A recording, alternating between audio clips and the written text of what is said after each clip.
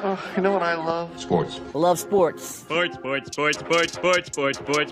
it comes to Texas A&M. Where are you getting this information? Let me tell you. Welcome to TexAgs. TexAgs Live. I feel like I should be listening to the theme song from the Jeffersons. You know, we're moving on up. We will develop men. We will graduate players, and we will win championships on the field. It's a blessing to be in this position, and we're just thankful to be here. We're thankful to have the opportunity to go out there and play in front of the 12 man. He is a guy that has gotten better and better and better. He's just got that dog in him. It's been special. The 12th man this past week was unbelievable. And this is a real program. It's not fake. This is a real place. And if you want to be really good at football, this is a really good place to be. You know, if I'm betting on anybody, it's the Aggies.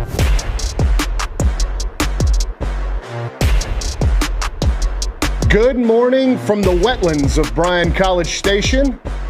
It's a B-team version of TexAgs Live. Ryan Brauninger in the host chair today. We got a lot of new folks. We got the C team behind the wall there. Cade Bickham pulling the strings, hitting the switches. And we have a brand new TexAgs Live debut in our social center. We'll get to her in just a little bit. But we start every morning with a guy who's been in Destin, Florida. And if you looked at the tonality of his skin, you wouldn't even be able to tell. Good morning, Olin Buchanan. Well, we can't hear Olin Buchanan. Are you muted? Hey, we're off. We're off to a flying start. OB, we'll come right back to you. Get that spray tan working, and we'll come right back to you once we figure it out. They're working behind the scenes. Anyway, okay, let's do this. TexAgs Live debut in the social center, Angry Elephant News and Social Center, for Ambry Heath. Ambry, good morning. Good morning. You were too nervous when you came in here. Yeah, I was a little nervous. I'm feeling better now. Okay, well, we can dive into some personal things on air to really make you open up. So, okay. No, I'm just kidding. From Georgetown, or from Odessa. Correct. Went to Georgetown High School, and you are a what at A&M? I'm transferring to A&M as a sophomore. As a sophomore. Okay, what are you studying? Communications. Perfect. Okay, yep. And you had Nick Savage in your ear already this morning, so he's probably filled you with a lot of good ideas, except for the only thing that Nick struggles with is he gets a little amped up because he wakes up and he starts drinking White Monsters from about 4:30 a.m. And I don't know how much you know about Nick, but Nick has got this workout facility that he's built in his garage called the Shred Shack. If you get invited to the Shred Shack, I advise you to bring your own music, or you will be subject to listening to what Nick is going to throw on. And what's that? It's a little heavy for you, I would bet. It's a little heavy for most normal people. So when you see Nick, and he does such a great job around here, but he walks around like a normal human, he's really not. He's really not. He just IVs White Monster in the mornings, and then right into the Shred Shack where he plays music that I guess demonic may be a good term for it. It's a little heavy. But he gets the job done. So. I'm sure. I've heard stories about the Shred Shack. Cade Bickham pulling the strings. Cade, have you been to the Shred Shack? Yeah, I've been, let's see, one or two times. It's quite an experience. I bet it is an experience. Is it one of these things where everybody, all the males take their shirts off and they start slapping each other and...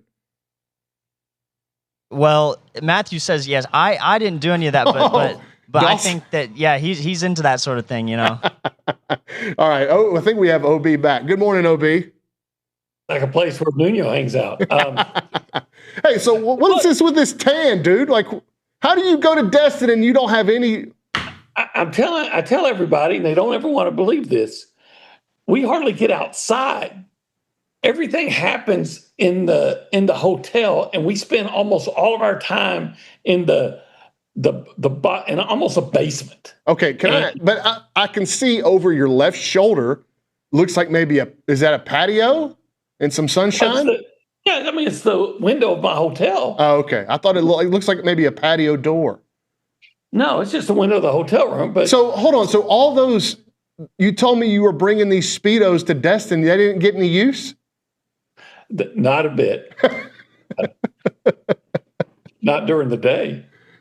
Oh, gracious. It's a feel-good Friday on Texas. Why is Cade Bickham on a C team?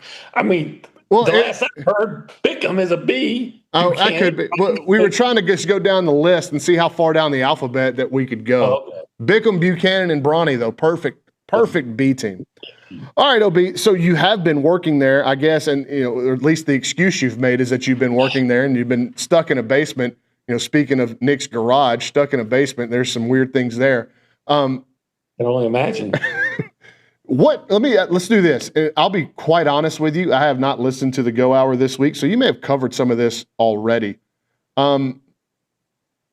What's the one thing? What's the main thing? I have a group of questions here, and they all start with, what did Olin learn in Destin from? Okay. So you know what? I think the only thing, a lot of things we knew, it was basically a week-long gripe session where they were talking about talking. So this is what I learned. I guess the one thing that you can really say, okay, this is good, even though they didn't ratify anything. That if the SEC sticks with an 8-game conference schedule in 2026, which is very possible, but not assured because nothing was passed or it was only talked about all week, that they're open. The line was, hey, if it's an 8-game schedule, you get one opponent every year, and then everything, the 7 other games are rotating, right? But they said, well, maybe we can make it 2 games. That way, A&M can play Texas and LSU. Texas can play A&M and Oklahoma. Alabama can still play Auburn and Tennessee. You see, so for years they always say, well, if we're going to play 8 games, you get one team that you're going to play all the time and 7 opponents rotating, because they think somehow it's not the perfect conference experience if your player doesn't get to go to every SEC venue. Like I'm sure all the guys that played for A&M before are really broken up that their career missed an opportunity to go to Kroger Field. It just wasn't complete without going to Kroger Field, right? But anyway, so now they didn't say, yes, if we play 8 games in 2026, if we play 8, that yes, absolutely, we'll make it where you can have 2 full-time opponents so we can protect the traditional rivalries. But they said, hey, we're open to talking about it. And that's all they did all week. And you know what? It drives me crazy because they're all also talk about money. And what are we going to do with this money? We got this money coming out. We got to do this with money. And how are we going to save money? How are we going to increase money? I'm like, what do you mean, how are you going to save money? I look around you. Where are we? You didn't schedule this for Jackson, Mississippi. Very true. And you know what? I actually had a series of questions, and I'll get into some of this, but the last question that I had written down here was, what did Olin learn in Destin about the future of the SEC? And it sounds like you didn't really learn much other than a bunch of him-hawing. Yeah, that's, again, all they did was talk about talking. You'd ask, yeah, we had some really good conversations. And look, Greg Sankey is open to 9 games. Brian Kelly, he wants to play 9 conference games and a Big Ten opponent every year. Sounds great. There's talk about a Big Ten SEC challenge, like the Big 12 and SEC in basketball. Play, match up every year, which seems like a great idea to me. But they didn't say we're going to do it. So Greg Sankey wants to have everything for Greg Sankey comes down to saying, hey, we want 4 teams from the 4 automatic qualifiers from the SEC in an expanded playoff. Did you get a vibe from Greg Sankey that he is? Did you get a vibe from Sankey that he is sincerely looking at avenues to break away from the NCAA? No, because he was asked about that and basically said, no, we're not looking to do that. But he also kind of made you feel like, but we could.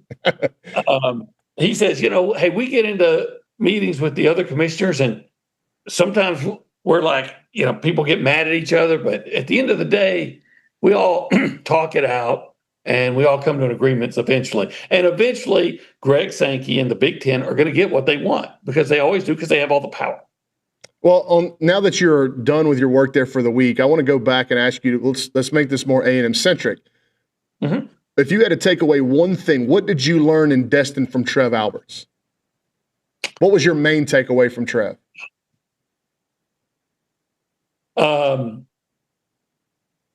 He did say that, and we all saw it, and Billy talked about it forever, but he told for everybody else, A&M's going to fund all this, full scholarships for everything. And that they're ready to, they have no plans. They don't foresee having to drop any sports because of all this extra funding. But if they have to someday, they will do everything they can to make sure that doesn't happen. It never happens. But it seems like the door was cracked that, in the future, if things don't go just right, there's always that possibility. But as of now, in the near future, it's nothing that they're going to, the athletic department will not be affected by that. So that, the rest of the stuff is, nobody from A&M that I talk, would ever say, hey, we want to play 9 conference games, or we want to play 8 conference games. Like, hey, whatever we talk about, we'll see what we think is best. Yeah, and I think whenever you go talk about cutting sports, A&M and the rest of the schools in the SEC, or most of the other schools in the SEC, are going to be so high above that kind of threshold of cutting sports, at least at the beginning, where you look at, I don't know if you saw this, OB, but Stephen F. Austin is already cutting sports. So, like, at the mid-major level, how they survive all this shift in revenue and what the burden that's going to be placed on the athletic departments now with NIL, I think we are going to see massive sport cuts at the mid-major level, and it's only a matter of time to me before that trickles all the way up to the top. Well, it could be, yeah. Of course, it's something I learned that I didn't know. I suspected, but Trev confirmed it, and you saw that football is the only revenue-producing sport at Texas A&M. And I didn't I would have liked to have pushed him more. Trev did a gaggle with national reporters and local guys. Most of the athletic directors will set aside time just to talk with their local guys, so you can push more into that. But, you ask a question about that, and then the next national guy jumps in and says, hey, well, what do you think about, this national issue? And then, but I was talking to Del Conte, and I said, why can't baseball be a revenue-producing sport? And it was really interesting. So first of all, we don't play enough games. Secondly, what was the second reason? He had other reasons, but he just said the amount of money that it takes to fund that sport, you don't play enough games, and they don't get a big enough TV deal at this time to cover it. But what you want to do is not have, you want to lessen the loss as much as possible. You could say that if any team could do a turn a profit in baseball, it'd probably be Texas A&M, because he was trying to be real nice about it. So let me say this. He said, A&M with their fan support, and he said there's not a lot of other competition for your entertainment dollar in College Station, as opposed to bigger cities where there's a whole lot of other things going on. And maybe that's true, maybe it's not, but I do know this. It seems like, when, I like going to the games, but anyway, so, and then basketball, they say, I asked him, they say they turn a profit in basketball. And I said, well, how did you? He said it was touch and go in the Irwin Center, but since they got the new Moody Center with all the extra seating on the floor and the suites and things like that, they're able to increase their profits. And so basketball there is a revenue producing sport, which then tells you, oh, well,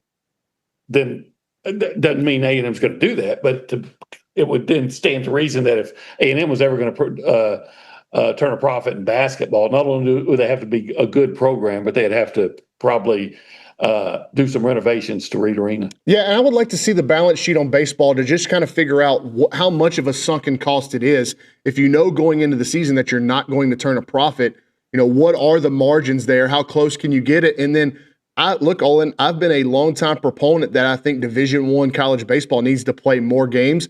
They've given them options now to play games in the fall, but it does count against your total number that you can play in the spring. I would like to see the regular season right now. It's maxed out at 56 games, I believe, 57 games. I'd like to see that get to 65 or 70, and maybe you started a week earlier. It's putting a lot on a college baseball. It's putting a lot on a college baseball program, especially now that you're limiting rosters. If you're only going to allow 34 players on the roster, how do you get 34 players through a 60, 70 game season? That's going to be tough. But it's interesting that you say that, because I've always been curious that the thing I don't know in the baseball realm is what the margins are like at a place like A&M or Texas or LSU. I got to imagine some of these programs in the league are turning a little bit of a profit, or at least breaking even at the very, very top levels of college baseball. So especially if A&M, Trev Albert said that they're not turning a profit. CDC said they could. Just, kind of where does it all lie? Well, again, he was just saying potentially. Yeah. I understand. And a big part of it will be, college baseball, I was never that invested in it. And I found in the last few years how much fun and exciting it can be. And so I'm now a college baseball fan. And I think you're seeing, without a doubt, I'm sure you'll agree with this, even in the last 10 years, definitely the last 20, it's become a more popular TV sport. For sure. And if it continues to gain traction, maybe at some point they'll get a better deal for TV for college baseball. And then that'll, at least in theory, help us in terms of turning a profit. But I don't want to say I was surprised that A&M, that football is the only sport that turns a profit, but I was a little surprised that it seems, at least at this time, that baseball never can, because I didn't understand all the other things that go into it. But you just see, hey, you go out to Bluebell Park and it's consistently full, right? Yeah. So you'd think that, but there's other things I didn't think about, like expenses and TV. All right, when we come back, a lot more to get to with OB. We'll keep asking him, pulling and prying at him about what he's learned. And Destin talk about his conversation with Mike Elko. Non-conference TV game times were announced, and it made me start thinking about what A&M can do in the non-conference going forward, and what would be intriguing to the A&M fan base now that you are entrenched in a 16-team SEC. So a lot more to get to on TexAgs Live. We are presented by David Gardner's Jewelers. Join us on the other side of the commercial break.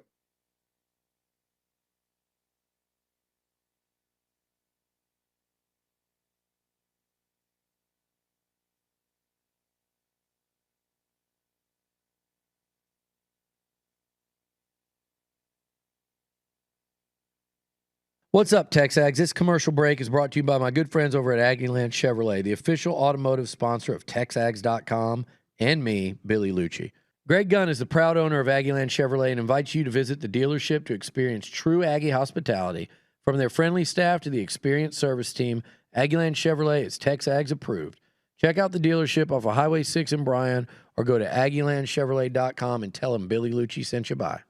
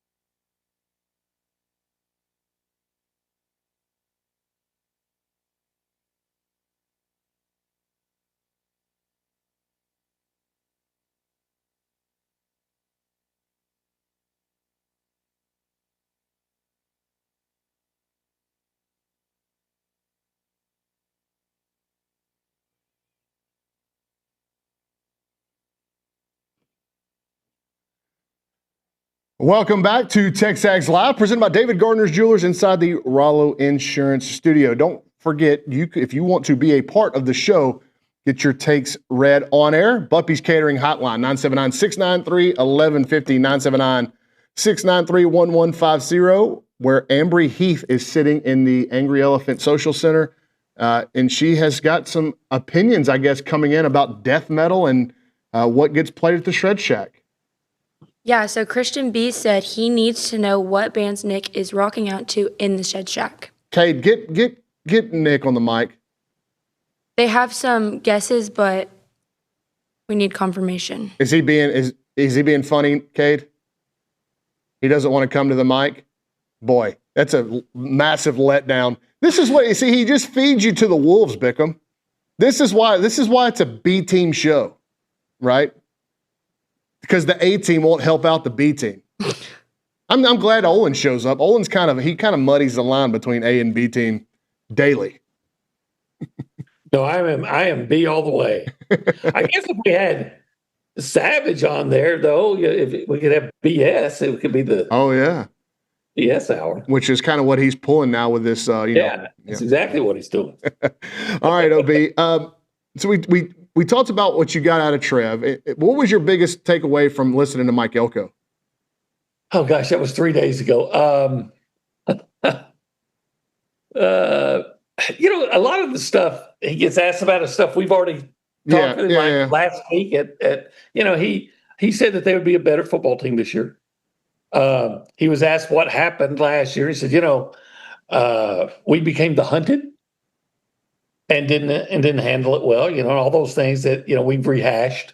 Well, your article hinted at he was confident in the next step of A&M taking the next step this season because of just an increased roster profile of legitimate NFL type of players. Right. Yeah. But see, that's something he said last week too at the Brazos Valley Coaches Night. He said that had 10 to 12 players that could be drafted. And so I went and looked. And he wasn't complaining. He just said, look at and he said this before, if you look at the teams that win championships, how many NFL players? So I did. And it's a heck of a point when you see, Texas hadn't won a national championship, but I was talking about the whole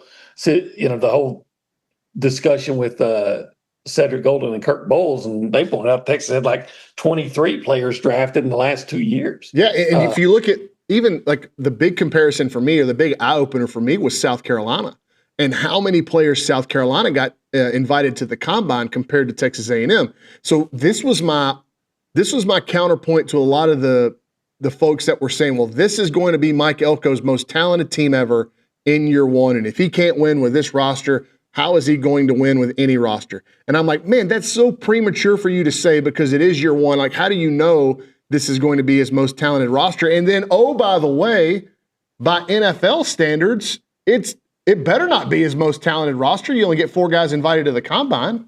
Yeah, and only 3 drafted. Yeah, one of them was a first-round draft choice. That's great, but still only had 3 when so many of your, the teams that you're playing and that you're compared against. Auburn had more.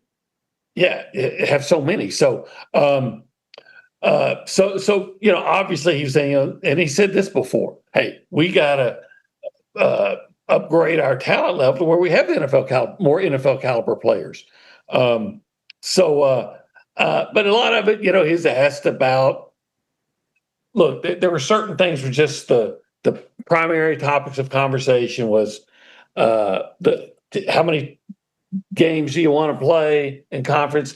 What about getting 4 teams? And, it wasn't just Mike. It was everybody that said, hey, let me tell you why you need to have 4 teams in the SEC in the playoffs. Because it's okay if you don't give us 4 automatic seeds or automatic qualifiers, but you got to tell us then what are you going to do? How are you going to factor in the strength of schedule? And until you can come in, and again, Mike talked about this, everybody, until you can come in and say, this is how we're going to factor in strength of schedule, the SEC is going to be demanding and feel like they should get 12 automatics because, look, even if they didn't win the national championship the last 2 years, if you went, say, some conferences only have 12. So if you went to 1 to 12 and say, hey, we're going to play, the SEC is going to win probably 8 of those. Yeah. How many teams did they get in the basketball tournament last year? Was it 12, 13? Yeah, something like that. And so, like, what I'm saying is if you hold 4 spots in a 16-team playoff, if that's what it ends up going to, if you hold 4 of those spots for the SEC, that's about a quarter of the tournament.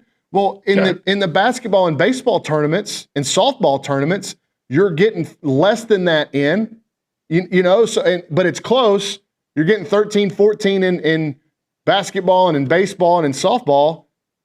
How is that much different? And these are 64 team fields. Right. And obviously, you know, not as many programs play football as they do basketball and other things.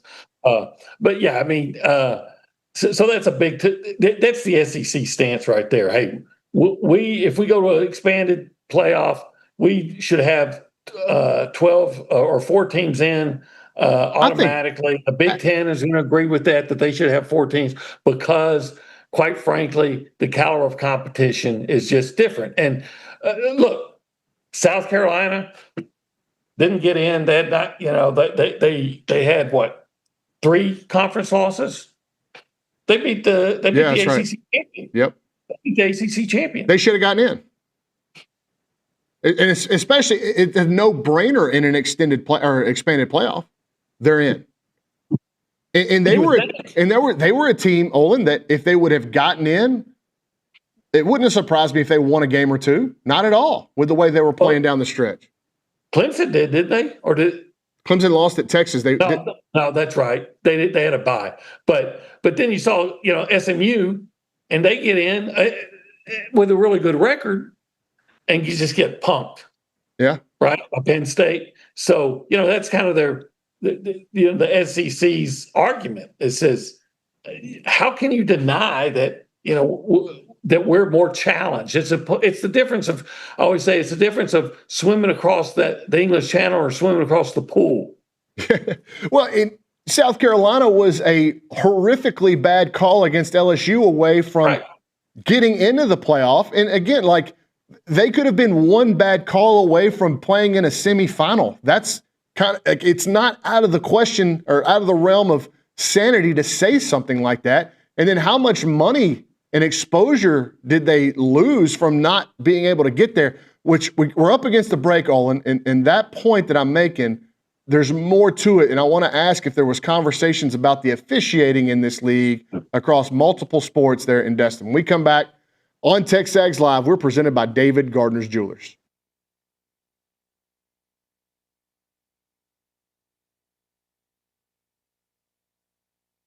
Let's talk a little Snaps clothing. David Nuno here, and I love wearing Snaps clothing everywhere. I've got the flannel on right now. You've seen me in the Tailgater collection with the A&M gear. It is fantastic. If you see me around town with my sons, Christian and Cruz, they've got a bunch of Snaps gear. When they have big games for Consol, they wear nice clothes, so they wear their Snap stuff. And I'm telling you, with baseball season here, let's all kind of go looking stylish and fit to the games there at Olsen wearing the Snaps clothing.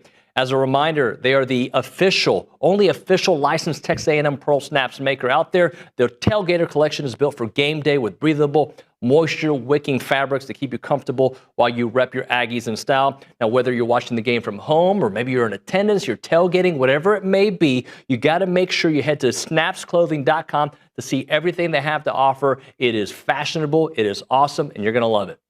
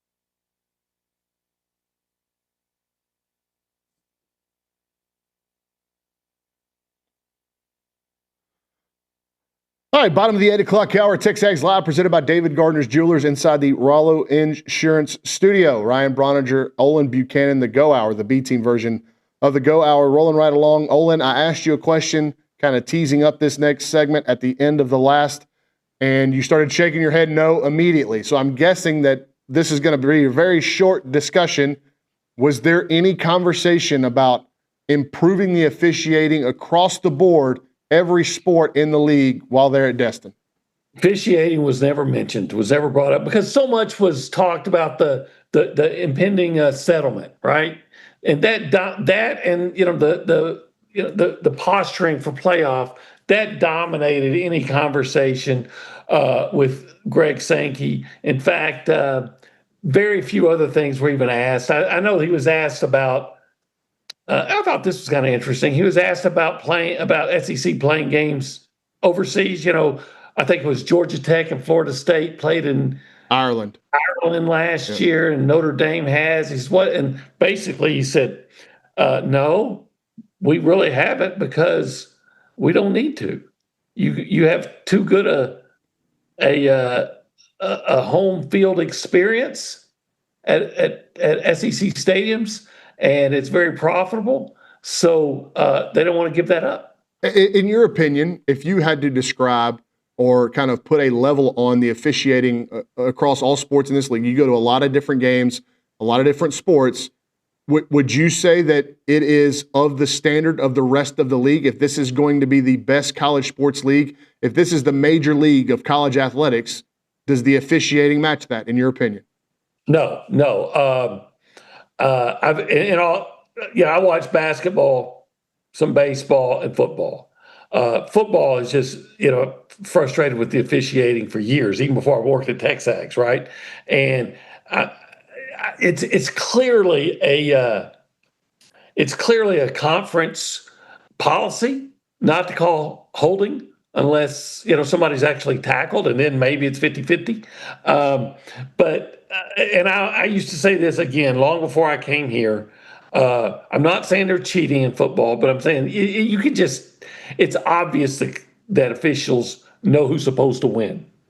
It just happens too often that in pivotal calls, even ones that look like they should go one way, they go the other way. And sometimes that's benefited A&M. I mean, there was a targeting call last year against Florida where the guy hit, I think Noah Thomas, hit him in the ass. Whoa. You can say ass now. Hit him there, and they called targeting. I'm like, what? You remember that play? Yeah, sure.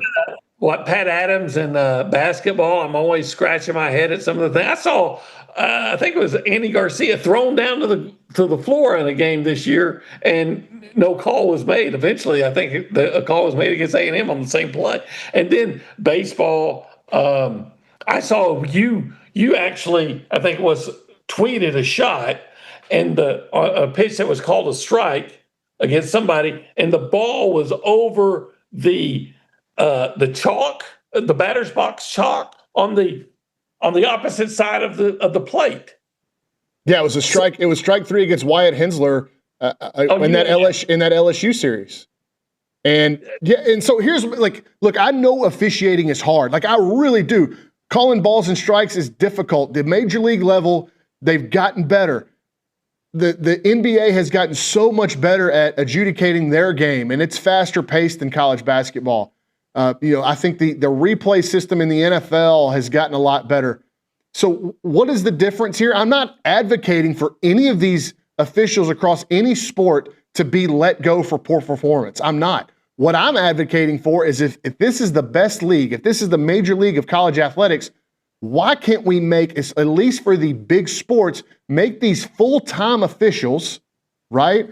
Get them better training, pay them more money. I'm advocating for more benefits for these guys and girls calling games. And I just think that that's one level that it makes so much of a difference when the margins in the league in multiple sports, these margins are razor thin. And we're not just talking about wins and losses. We're talking about major dollar figures. We're talking about coaching lives on the line and salaries and, potentially hirings and firings based off this stuff. it can be better, and I think it needs to be better. Well, I kind of get the feeling is, and no one has said this, and of course no one will, the thought is, hey, everybody's still coming to the games. So they're not going to, I mean, the NFL doesn't even pay their officials. They're not even full-time employees, right? And I just don't see that happening. It's not a bad idea. What the first step that needs to be done, and is beyond the SEC level, is that there needs to be one officiating organization for all. Yes, I do agree with that. Yeah. And so, but I've always felt like I've got a friend who's a local official, and he's always getting mad at me for stuff like this. But Bill, sorry, but I've always felt like the officials' grade should be, they should be graded, and that should be made public, and they should be given a grade. And so when you look on that flip card, or who's going to be officiating your game, you're like, oh my gosh, I got this guy, and he's a C- official. He sucks. So at least you know what you're getting into. And then, there'd probably be more accountability and guys fired and things like that as official if there were more to do it. Yeah, no question. And again, I just looked it up. You're right that NFL officials are part-time employees, but they are given so much, so many resources to improve at their job. And for me, as a baseball guy, that is where Major League Baseball has done a great job. And now that you have these MLB umpire auditors that have really they put out these reports, and it's not from MLB, but MLB ain't stopping it, right? So these MLB auditor Twitter accounts or social media accounts, they grade all these umpires. And now, look, Major League Baseball, it takes them a long time to get rid of the bad ones, but they are giving these guys that are in these positions the tools to improve. And that's all I'm advocating for is if the money is going to be invested at this level across fans, universities, institutions, NIL, if all of this money is at stake in these games, then we need to make sure that the people that are officiating them have been given as many resources as possible to call it straight up so we get true outcomes, right? Because to me, there's just too much on the line. The first thing I would do in the SEC is come up with a rule that if you can't call a game if you live in that state, or obviously if you went to that university. So I don't want any chance of impropriety. It's you see like Alabama. I've seen people point it out, and the whole officiating crew's from the state of Alabama. And wait, this controversial call in Alabama's way. Well, maybe it should have, but I don't want to be in a position as a commissioner where it even looks like there's something fishy going on. All right, we come back. We'll close the Go Hour with Olin Buchanan. I want to talk to him about this non-conference slate and an idea I have to maybe reintegrate some Southwest Conference action in A&M's non-conference games. When we come back on TexAgs Live, we are presented by David Gardner's Jewelers. Hey everyone, David Nuno and Olin Buchanan and OB. Typically, we start off the show in this section, and we call it the Holistic Planning Cool The cool zone, yeah. It's pretty cool. What do we know about holistic planning? Well, a lot of cool stuff. For instance, holistic planning can help you with your investments. I love that. They can help you with your taxes. So I don't like paying taxes. You can get that money from your investments and they keep it. They'll help you keep it away from the government. Yep. Not all of it, but more of it. And then they'll even help you with your estate planning. When you're old like me, you got to make sure some of that money you made is there for when you want to retire and just enjoy the rest of your life. You want your estate to be planned. But they also do something else. Yeah, well, if you are like, say, a sports fan, and you've always wanted to... Everybody watching us, right? Yeah. And you want to always dream of being an owner, well, in a certain way you can, because they will broker the deal for you to invest in pro sports. Yeah, what you need to do is check out investinprosports.com. That's where you can get all the information if you want to invest in a team. I don't know what team. He'd probably try to buy the Cowboys. I'd try to buy a lot of the Houston teams. Whatever it may be, investinprosports.com. It is holistic planning, and we love hanging out at the Holistic Planning Cool Zone.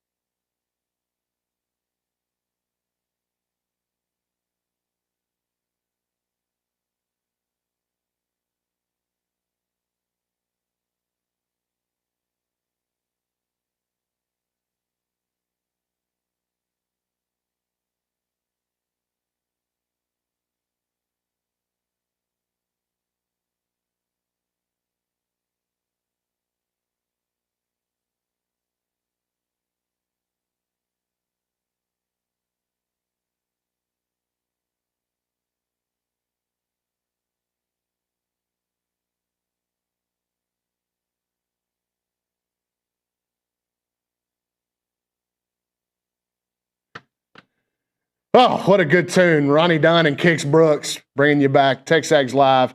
Heading toward the 9 o'clock hour. We got to bank on it real quick, Olin. This is what you get with a B-team version. I had a really clear picture of what I wanted to do in this final segment, and then I realized in the commercial break, we got to do Around Aggieland, and we got to do bank on it. So what are you banking on? I'm banking on you coming back with a spray tan now that I have gone after your inability to gain a tan in Destin, Florida. In 2 weeks when I come back, because I'll be back Monday and Tuesday, and then I'm going on vacation to take the young man to Phoenix. But I intend on being outside a lot more. So I'll probably come back 10 then. Okay. Let me tell you what I'm banking on, though. I'm banking on once an Aggie, always an Aggie, right? So I'm banking on a Texas Aggie winning a NBA championship ring this year. There you go.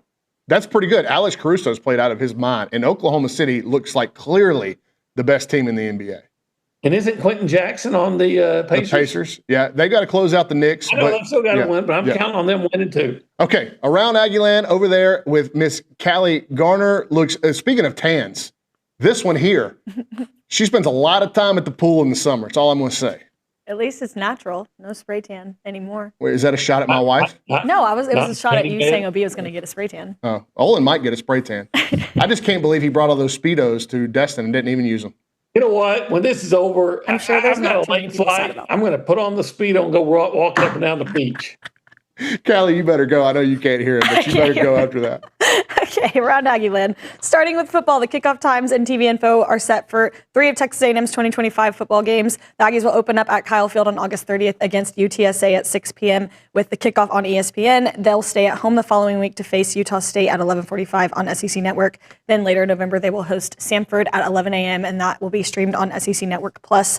On the track front, it was a strong showing for Texas A&M on day 2 of the NCAA West first round in Aggieland as 6 Aggies earned 8 spots in Saturday's quarterfinals. Jasmine Montgomery and Cameron Dixon led the way, each advancing in the 100 and 200 meter.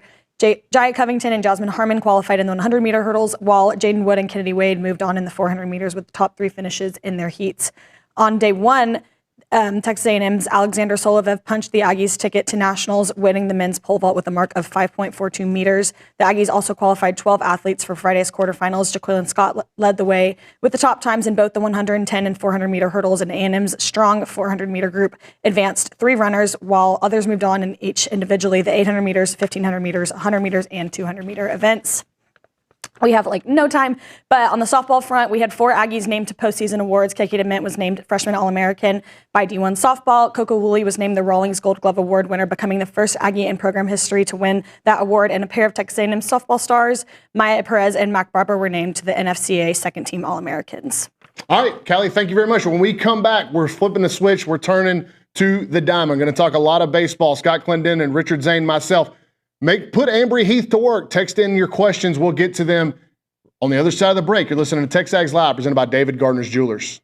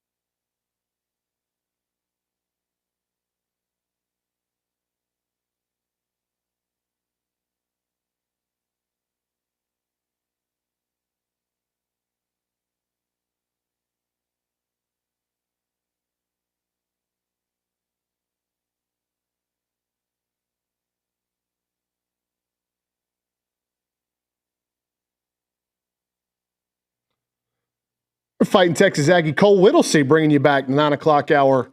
Ryan Brauninger in the host chair today for David Nuno. Everybody's favorite Cuban will be back on Monday to recap should be a pretty interesting weekend, especially if he's about to take a road trip. I don't know what the latest is on that, but he may be taking a road trip with Liucci, and that would be the commentary about that would be worth listening to on Monday. Regardless, I've got Richard Zane and Scott Clendenin here with me. Probably, maybe, who knows? Could be the last baseball roundtable of the year. Going to be here for an hour. I guess, Scotty, I didn't know where we wanted to start this, and I always find it difficult being the baseball analyst when I have to host a segment about baseball. So I'm going to try to do my best to lead the conversation and not over-talk it.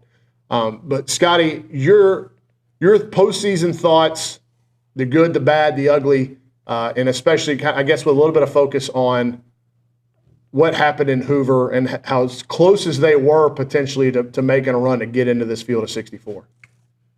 Well, I mean, I think there's it's funny after hearing you and Olin, wax poetic on having better officiating across the board.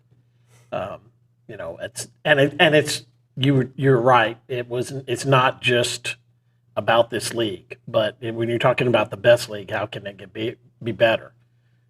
But I wonder how the game would have changed if a huge call, I still think, is applied incorrectly, and a replay that's applied incorrectly.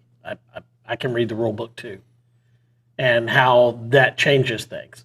I understand the frustration of you weren't even on the last 4 out. Well, there were 4 bid stealers that came in there that I'm not rocket science, but my Aggie education says if you add 4 people in, you drop down 4 spots and you're not showing up on the next group out.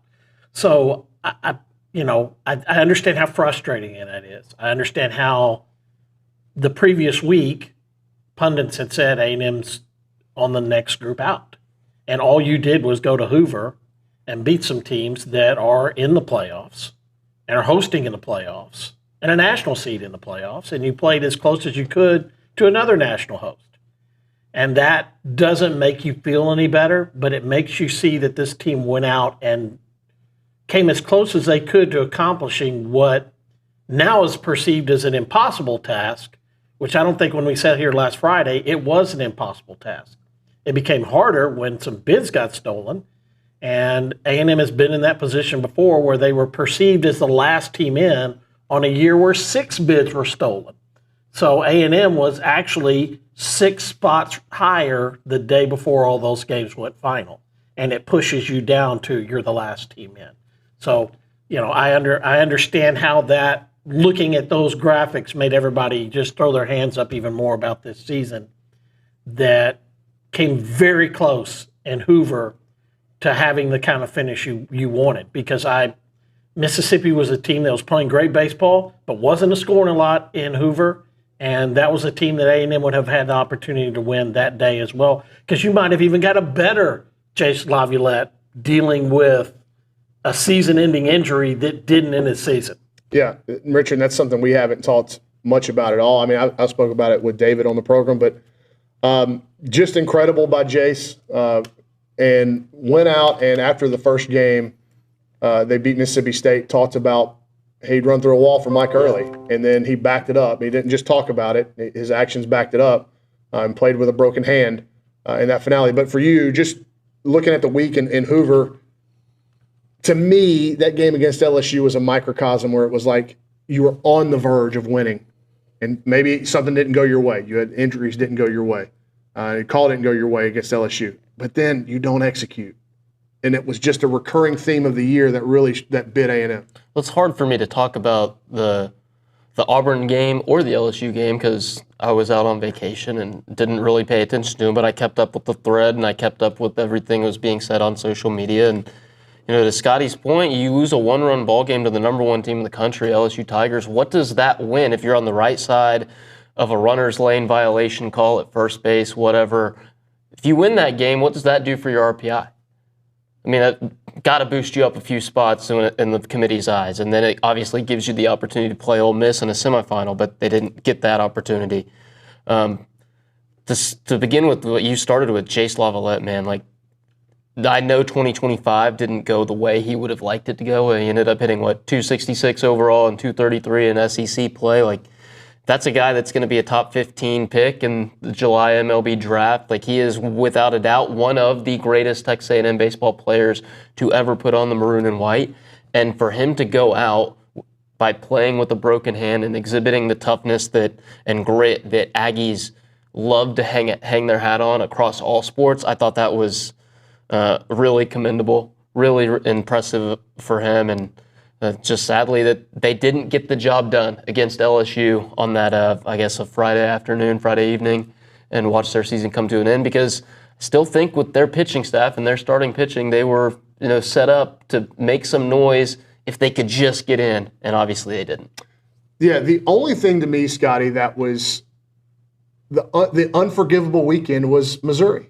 Because when you look at whenever they started to turn the season around against Tennessee, and you look at the entirety of the season and then how they played in Hoover against who they played against, all of that is completely fine. Every result from that point on, after that no-hit Tennessee, all the results were completely fine. It screamed postseason baseball team with a potential run in them, except for the killer, which was the Missouri series. Well, and it's a killer ninth inning. I mean, there are points in time in this season where you can go back and look at a pitch. You can go back at a defensive play A&M didn't make. You can go back in an inning and see that they didn't make. We sat here and talked about that Friday before playing Missouri, and it was kind of like, don't think that Missouri, who played Georgia lights out the week before, can't win a game. And it put a huge amount of pressure on A&M to sweep them. But win the series, and it's different. Don't lose the game on Friday night, and how are you going to be? I wasn't here for that series, but you look at how they played with the hangover after that, it was like the bubble didn't get punctured and it went out slow. It's like it exploded and was over everybody. And for them to actually come back from that and play the baseball they did at a national host Georgia and then in the SEC tournament was commendable. It's why that weekend is so inexplicable to me. Yes. It's the ninth inning meltdown, and then the response to it, I can't wrap my brain around it. And even the further that you get away from it, obviously a lot of people will point to the head coach there, but it's part of it's the kids. Sure. And there's shared blame on that. And what happened whenever you didn't get into the tournament, and I said it, I was on the call in that Missouri series. I was talking with Monaco in that post game on Friday night, and I said, boy, they might really come to rue this ninth inning tonight. When you're looking at what their season could be, and sure enough, Scotty, to me, that was the single turning point in the season, was the ninth inning against Missouri. Because it was the defining point. That's what I should say. Not turning point. That was the defining point. But I think it was a turning point, too, because if they had rebounded on Saturday and won that ball game and then ended up taking the series on Sunday, we're not talking about the season being over right now. I know that you couldn't have suffered a loss to winless Missouri, winless in conference Missouri, especially to open a series.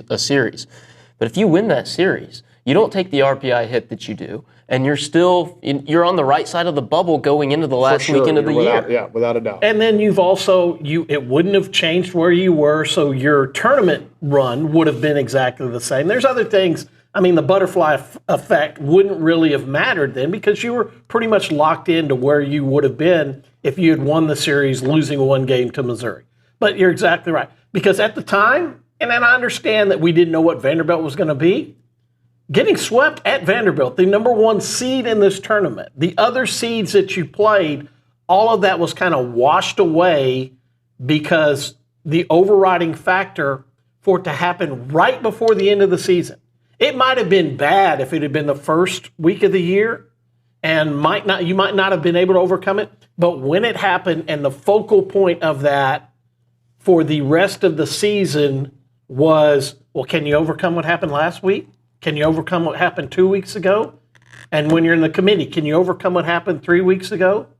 And the fact of the matter was, no, you couldn't overcome it. But you also didn't even though it's a turning point in the season, it still didn't define this team. They went to Georgia.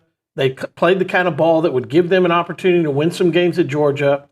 They had a chance to win and almost won every game that they played in Hoover. Now, Saturday, we talked about it last week. Saturday, who knows what's going to happen when you're out of starting pitching and you're going to have to bullpen 2 games. Maybe that was going to be the next day, and maybe that wouldn't have been enough. But we still didn't know because we never saw what your final RPI was after beating the number 1 team in the country, LSU, what that would have been. And would have liked to have found out. Yeah, and to go back to the inexplicable nature of the Missouri series, all the struggles this team had throughout the course of the year, to me, from my eye, were not like give a crap issues. Like these kids cared, and you could see their intent. Like I don't think they ever had a dugout or a clubhouse issue except for one weekend when I looked on the field and I saw bad body language on Saturday and Sunday against Mizzou. All the other series where they get swept against Vanderbilt and they're in all those games and it's 1 or 2 pitches they don't execute. Bama, they don't execute. Texas, obviously, they don't execute some things. It was just baseball stuff that was frustrating. And the one weekend that is the most inexplicable in nature is the one weekend where I'm going, I saw give a crap issues. That's why it's just so hard for me to wrap my brain around it. And I also think that people forget the nature of this sport.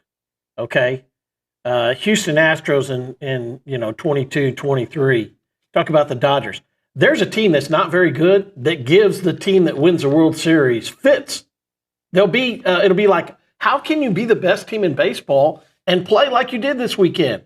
And something inexplicable happens, and you look over there and you're like, well, this team just might not be very good. Maybe it's a house of straw, and it's not something that's going to withstand the long run. That is still the nature of this sport. But you also were half an inning away from not having these issues. You were half an inning away. You were a fly ball that wasn't caught, in the outfield from getting another SEC win. And I think that goes to these players. There's a point in time this year where it was like, struggles were going on. Does Jay Laviolette even care? And then he made that crazy crashing catch into the wall. That was Bama. Okay, against Bama. That it was like, do you really think that when a guy who's a first-round pick is going to go put that out there? Okay, then it crops up again. He's in the struggles. All right, his hand breaks. Then it's like, well, okay, does he really care? Yeah, look at them doctoring his hand, making sure that it's not bleeding as they ice it down and Hoover when you're playing with your season on the line. The care was there, and that body language was there. And I wasn't here from Missouri, so I can't speak to that. But I heard you say that, and I was like, I'm not surprised because you and I both watch it. We watch it from where we sit, not just in the Aggie dugout, but the opponent dugout a lot of time. And we can see when the air goes out of their balloon a little bit. But like I said, it exploded that weekend for the Aggies. Yeah, and that weekend will be the most talked about. But I also go back, Richard, and think, man, what happens if just take one? In Austin? In Austin, or just get one in Nashville, or just get one from Bama to start your SEC slate. I mean, it's easy to talk about Austin because it's right down the road and they're your biggest rivals. They stole your coach. They're the number 2 national seed. You lost 3 one-run games in which you had the tying run in scoring position with 2 outs in the 9th inning. You get one timely hit. Early in those games, too. I mean, was it the Saturday game where A&M just spoiled off opportunity after opportunity early in the game? Mike Early says this a ton. It's like it's not always the 9th inning, right? You play 9 innings for a reason. Maybe the moment's in the 6th or the 5th. But A&M had its opportunities throughout that series, couldn't get it done. The weekend against Alabama was early on in the year, obviously, but those were close ball games. All of them. Vanderbilt, to me, was just a tough weekend, and you were there up close and personal. You struck out like crazy, but you were in all those games, and in 2 of them you had leads late, like in the 5th or 6th inning. That was the weekend when the questions around the bullpen really, came to the forefront. Yeah, 2-run loss, 3-run loss. There were other points in time where you had because of the depth and how the bullpen played. I don't want to get into the minutia about that in this segment, about what specific things that went wrong on the field. But that was a weekend where you saw that. They made some changes, and it got better. But I just sit here and see that there are points in time in multiple series, in multiple games, where execution at a certain point in time didn't happen at the level that at the end of the season you would not be done right now, and we'd be talking about getting ready for NCAA. For sure. They should have won the series against Kentucky at home. That Saturday game, you score 11 runs and lose a ball game. That's right. That's unacceptable. You go through the SEC slate and go, it's not just bad luck to be on the wrong side of this many. And Scott, to your point, some of the baseball stuff, like how many times did they mess up bunt defenses? Yes. And then twice late in the year on a comebacker to the pitcher, he looks up and he's got two middle infielders standing at second base, and neither time a double play gets turned on a routine double play ball. Like, that's the baseball stuff. In the SEC tournament, you make a brilliant call on a safety squeeze. TK executes it perfectly against LSU, and the runner at third, for whatever reason, just freezes and doesn't run. Yeah. I mean, that's all part of the game. That is the hard part is you expect that to be accomplished at this level, and sometimes it doesn't work. And it's not just this team. Every year, next year, the year after, in as long as the SEC is this big and this strong, there's going to be a team that the expectations were different at the beginning of the year that is at the end of the year going, why weren't we in the tournament? A couple times we've been a national champion. Until the run that LSU made a year ago, it looked like LSU was going to be 3 national champions in a row that didn't go to the NCAA tournament. They turned it around and made that run. Mississippi State weren't unable to do that. And you sit there and said, well, where were they? Now, they weren't the number 1 rated team at the beginning of the year.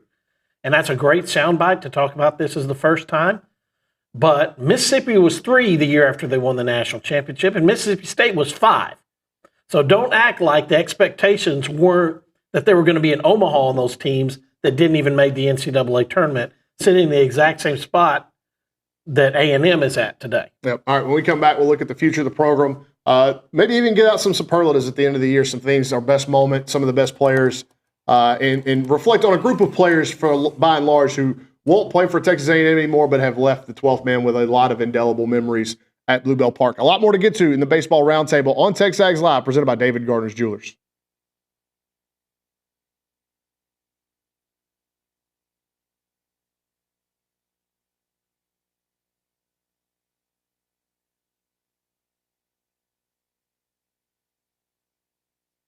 All right, guys, let's talk about some new partners, Aggieland Hydration and Injectables. They're Aggie owned and operated. They are an mobile IV hydration company that was founded back in 2024.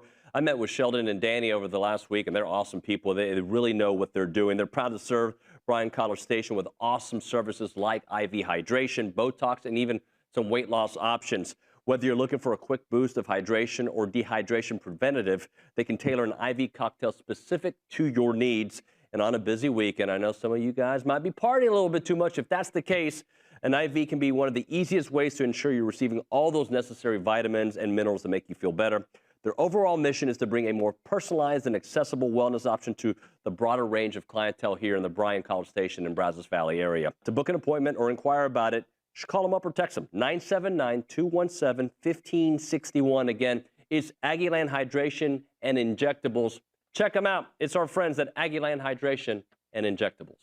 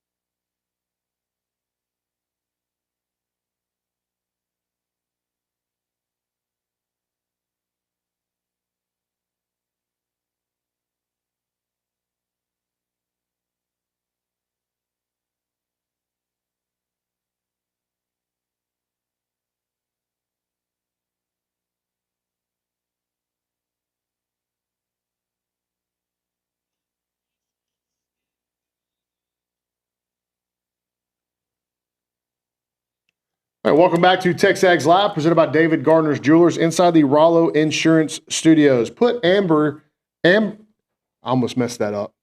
I really did. Ambry Heath. I know somebody named Amber Lee, so it messes me up. Put Ambry Heath to work in the Social Center, the Angry Elephant Social Center, 979-693-1150. If you have questions about the season or our thoughts on kind of what went wrong with Aggie baseball this year and why we are getting ready to sit and watch postseason baseball from the couch. And you know what? I was thinking about this. It's the third time in 6 years when you consider COVID. It's crazy that A&M baseball, since 2017, has 3 Omaha trips, but they've also got 3 years where there was no postseason baseball. Now, one of those was a year There's no postseason baseball for anybody. Right. Yeah. But 2025, 2021, and 2020, no postseason baseball.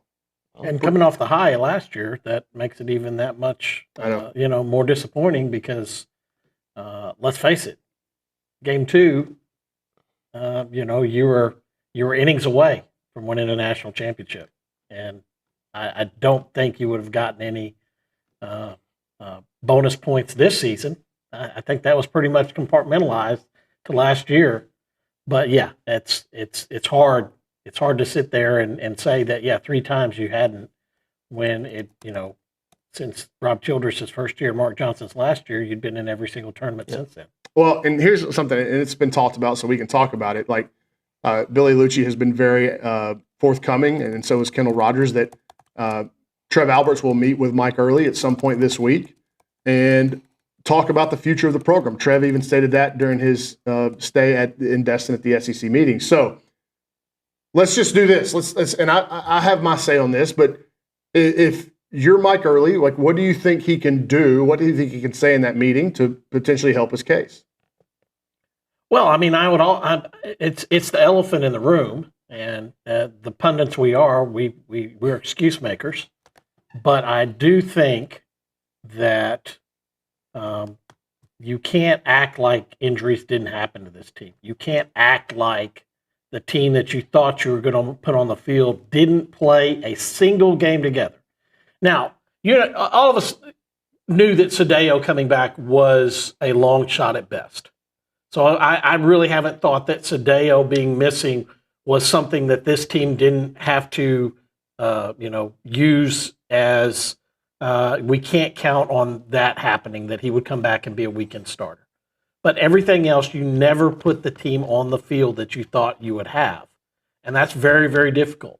Because if I went to, and I pulled it up right here and brought it with me today, if I took 3 players out of the Aggie softball team this year with the names of Coco Woolley or Amari Harper or Kennedy Powell, that softball team doesn't look quite the same. And Sure. and softball doesn't have a closer, but pitching is even more magnified. So if you took out Emily Kennedy, A&M softball wouldn't be the same. So I'm going to say this is what happened injury-wise, and I think you would recognize that. Does that mean that I get a pass for things that were my responsibility, or would it be better to say these were my responsibility and this is where my shortcomings this year were, and they're not going to be in the future because of this? I think that is the tact that any coach would take that would go in coming off a disappointing season that was talking with his athletic director at the end of the year. So of the injuries, obviously you missed Grohovic for most of the year and you missed Sorrell for most of the year. That's just 2 of the 9 spots in the order, right? If you go 1 through 9 and compare line by line from last year's lineup to this year's lineup and what you got from the 24 team and the 25 team, I think you regressed at more than just 2 spots. Yes. So injuries obviously played a part, but just lack of production from most of the guys in maroon and white played a bigger part, in my opinion. Sure, but I'm looking at this through the lens of Mike Early, and here's what I think. I think he goes in there and he says, this is what I screwed up. Full accountability, yes. This is what I screwed up. And I think knowing Mike, knowing the type of human being he is, there will be no excuses made. Like, I think he'll go in there and say, I screwed this up. And here's the main thing I learned. I learned that this building probably needs a big bad wolf in it, and I can be that guy. And me personally, if you're asking me, If Mike Early is given another year to be head coach, I 1,000% believe that day one of the fall, in August, when those kids come back to campus and they start fall workouts in August, he's a different animal. Because now he realizes this was something that no way in his life ahead of him getting the head coaching job at Texas A&M and going through this season, there's no way he could have known this. And he went from being Mike, our hitting coach that's in the cage with us every day, to Mike, the head coach, where I think he realizes now I need to be Coach Early. And there's a big difference, right? And there's no way that he could have known that from the get-go, from the onset last year. He knows that now. Mike's a very self-aware guy. He'd be very aware of this. Furthermore, I think Mike Early, if given the opportunity, would be a better head coach of guys that don't know him as well and that he doesn't know as well. Well, and it's not like they're not, this recruiting class, minus the portal, which A&M is an attractive portal place, no matter what. They're going to have players here, and they're going to have players to replace these guys that are leaving that won't have that relationship with him. And there will be much more in the team that doesn't have that relationship of being the hitting coach going forward. Yeah, exactly. And I think that benefits Mike. And again, a lot of this stuff, and he will admit that he screwed it up. He probably gave them too much freedom. He probably gave them too many choices. And it's very evident to him now, 1 year on the job, that he goes, wow, I didn't know this about being a head coach. And I didn't know this about even players that are 18 to 22-year-olds. Like, I see it a lot in my line of work, with 12 is I don't think kids 9 to 19 thrive when you give them very many choices. I didn't. I needed somebody to not give me choices.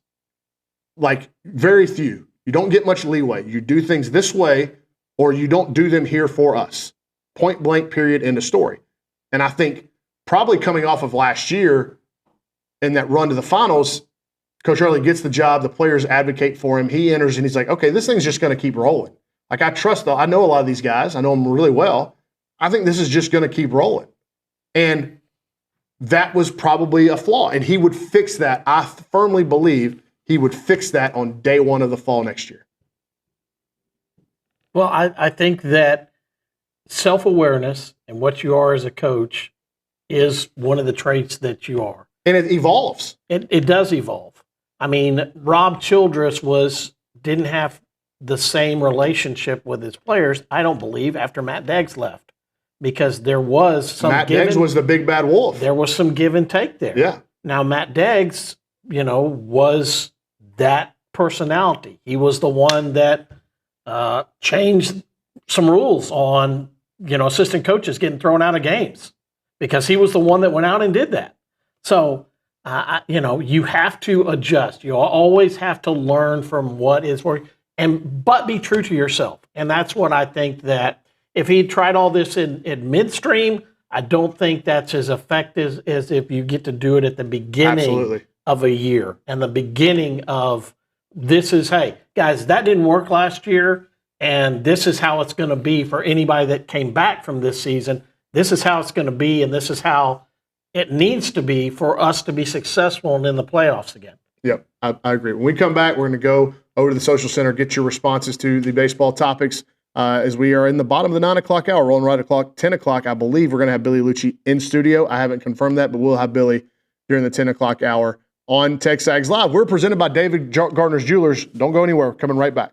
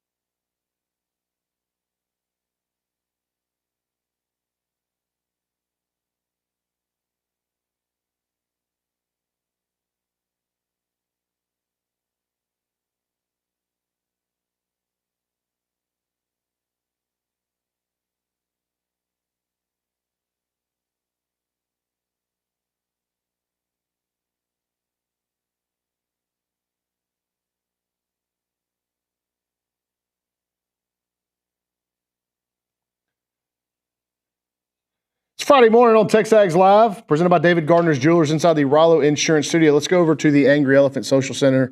Ambry Heath has some reaction to the baseball discussion this hour. Yeah, Sandy said emotions were too close to the surface the whole season, that the want overshadowed the game plan. They also needed to call him coach from the beginning of the season. And then there's a question for y'all. Based off y'all's last segment, what gives you the confidence that Early has it in him to be the big bad wolf? Who wants to go first on either of those? Well, we were talking about that in the break, and you see the fire in the dugout on game days, right? That gives you, at least some sort of belief that he could turn into that guy. I'm sure that umpires around the Southeastern Conference know who Mike Early is and everything that he had to say. Jeff Head in particular, wonder where he's going to be this weekend and then ultimately in Omaha, even though he's horrible at his job. But Mike has shown capabilities of being that guy. He doesn't have to be a hothead, right? That's not what you're looking for in the facility or on game days.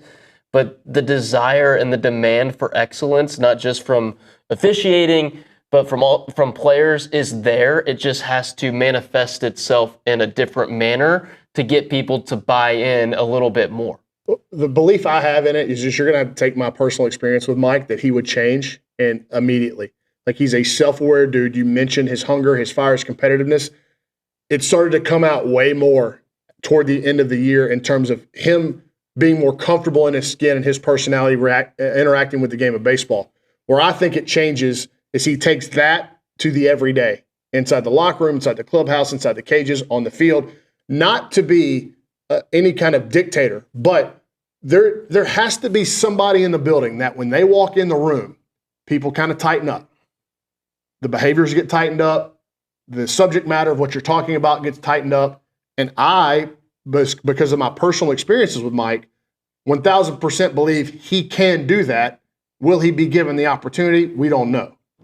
And I think that hey, I've been here a long time.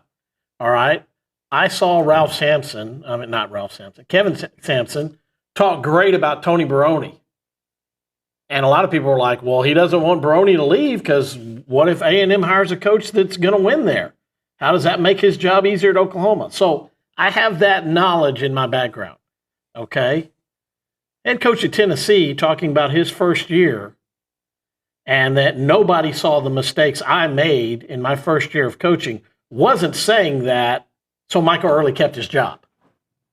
Okay? Because he just lost 2 out of 3 to A&M that weekend. It wasn't helping him. If that had been a sweep and a runaway and it's like nudge, nudge, wink, wink, yeah, we want him to be here a long time. No, he was being honest to the question. If nobody is paying attention to me, and when I get this job, because of the coaching and the situation I inherited, it makes it easier for me to do this job, to learn this job. So the mistakes that were made then by Tony Vitello didn't carry on. And he was different after that by his own account. And that is what has led him into being the defending national champion. Now, does that mean that works the exact same way? No. But when somebody in the business tells you that, it wasn't some excuse, because it was like win 9 in a row when I saw Sampson say that about Tony Baroni, the 9th straight time he beat him. The excuses should have been made the other way after going from a no-hitter to a run rule in that series, and Vitello wasn't having any of that. Well, and I do think what Sandy said about getting him called like coach early. And that's not a fault of his. That was just the carryover from last year, and all those kids knew him so well, and they called him Mike in the cages. But there's going to be a difference, in my opinion, between Mike Early and Coach Early, and I think he'll learn that if it's at Texas A&M or wherever. Like, I firmly believe that Mike Early is going to be a better coach going forward because of what's happened this year. I know the guy too well. I know how bad he wants to be, not just the head coach at Texas A&M, but a successful head coach in this game. And he is he's not going to complain. One of the best things he said all year, and I can say it, we can say it as talking heads, but he would never say it, is he never laid any blame at the feet of the kids. And as the head coach, you shouldn't. You should, and he's held accountability and he's held the blame. Those are all admirable traits. Now, will it continue to give him the opportunity to be the head coach here. Will that be enough? I don't know. We don't know that. We're just talking in hypotheticals and what he could do to go into this meeting with Trev Alberts and assuage some of these concerns that Trev has. Well, they're legitimate concerns. Sure they are. And they are, when you got hired and said we went a full interview process and thought this was the guy we needed to hire to lead this program forward, what is different from last year to this year? Can those be changed or modified, or is it not something that can go forward? I can tell you and this. I think that that's the job of the athletic director, and he didn't have a knee-jerk reaction. He didn't say in Destin anything other than what was going to happen going forward. And that's how your athletic director needed to act in this situation, and he has. These are, for me, in my jobs, I live in this kind of very interesting world during times like this because obviously my baseball Rolodex and my connections in the baseball world are more expansive than a lot of people just because I've been in that world for so long. I can tell you this, a lot of the baseball people, the majority of the baseball people I talk to kind of say the same thing. We think he should get another year. And a lot of them are looking at the injuries and saying like, okay, like how many head coaches could have manipulated or maneuvered around those injuries, but if there's a move made, they will understand why. Yes. And that's kind of where I'm at. Like I want Mike to get another year, but if they make a move, like I'll be able to point at stuff and go, okay, this is what they were looking at and why they did. And really, to go back to what we started this entire hour with, it's the Missouri series of the last 60 days of the season. It's those 3 days at home against Missouri that is what is keeping his fate hanging in the balance. And is it 19 innings? Is it 19 innings that weekend? The ninth inning and then the 2 days after that? The Sunday game was maybe 3 innings. Yeah, okay. Considering, yeah. But and this is funny. This is something that comes up all the time. Whoever the coach is, we're gonna have a great personal relationship and professional relationship with the coach. I've heard twice through 2 coaching changes that me personally didn't want to see things change because are you going to have the same kind of access and relationship with the coaches that comes after? That's so far out in left field. I mean, that it doesn't really apply. Everybody here wants A&M to be successful in baseball, so I don't understand why we would do anything to think that, okay, well, we can, support or back a coach or program on any of these sports that the future isn't successful, when that is what we do is cover. It's not easy to cover teams that are struggling. It's a lot easier and a lot more fun to cover teams that are winning. All right, when we come back, we'll close the baseball hour with Richard Zane and Scott Clendenin on TexAgs Live, presented by David Gardner's Jewelers.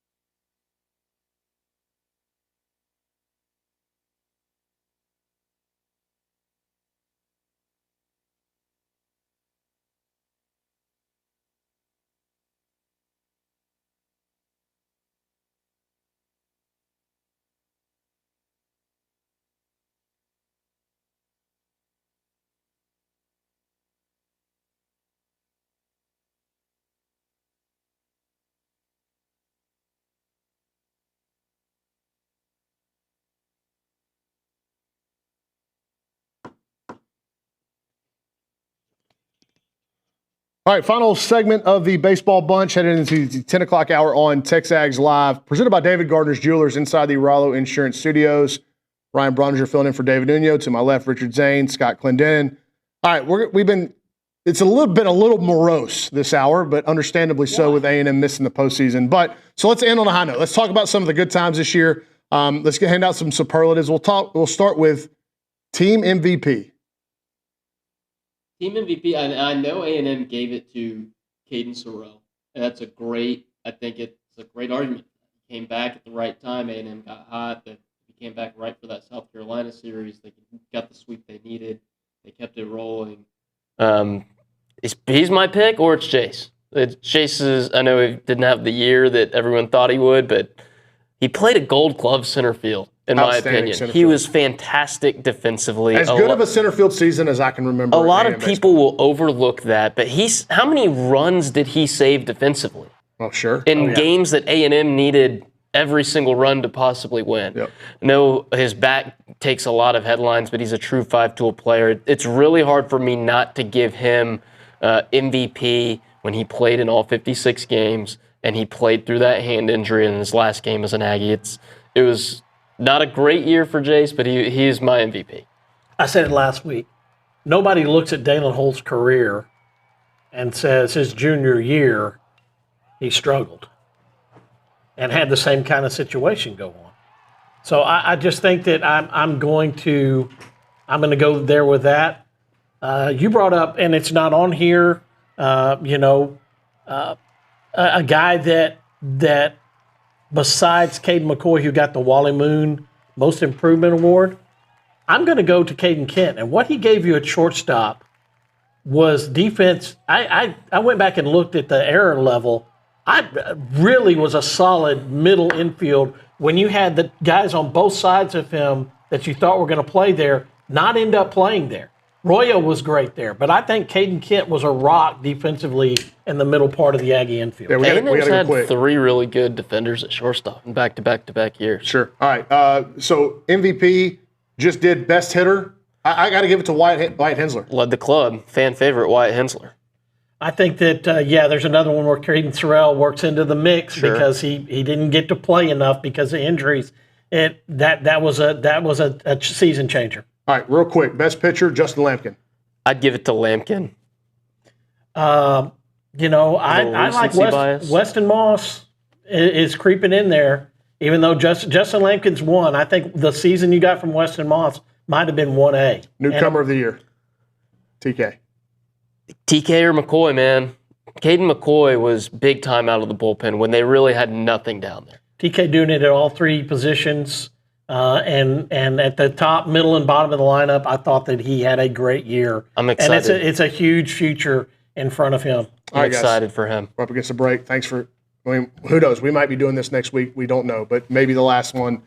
Baseball Roundtable of the season. For Richard Zane and Scott Clendenin, Ryan Brauninger, I'll be back on the other side of the break, 10 o'clock hour, Billy Liucci on the program on TexAgs Live, presented by David Gardner's Jewelers. Who's yelling?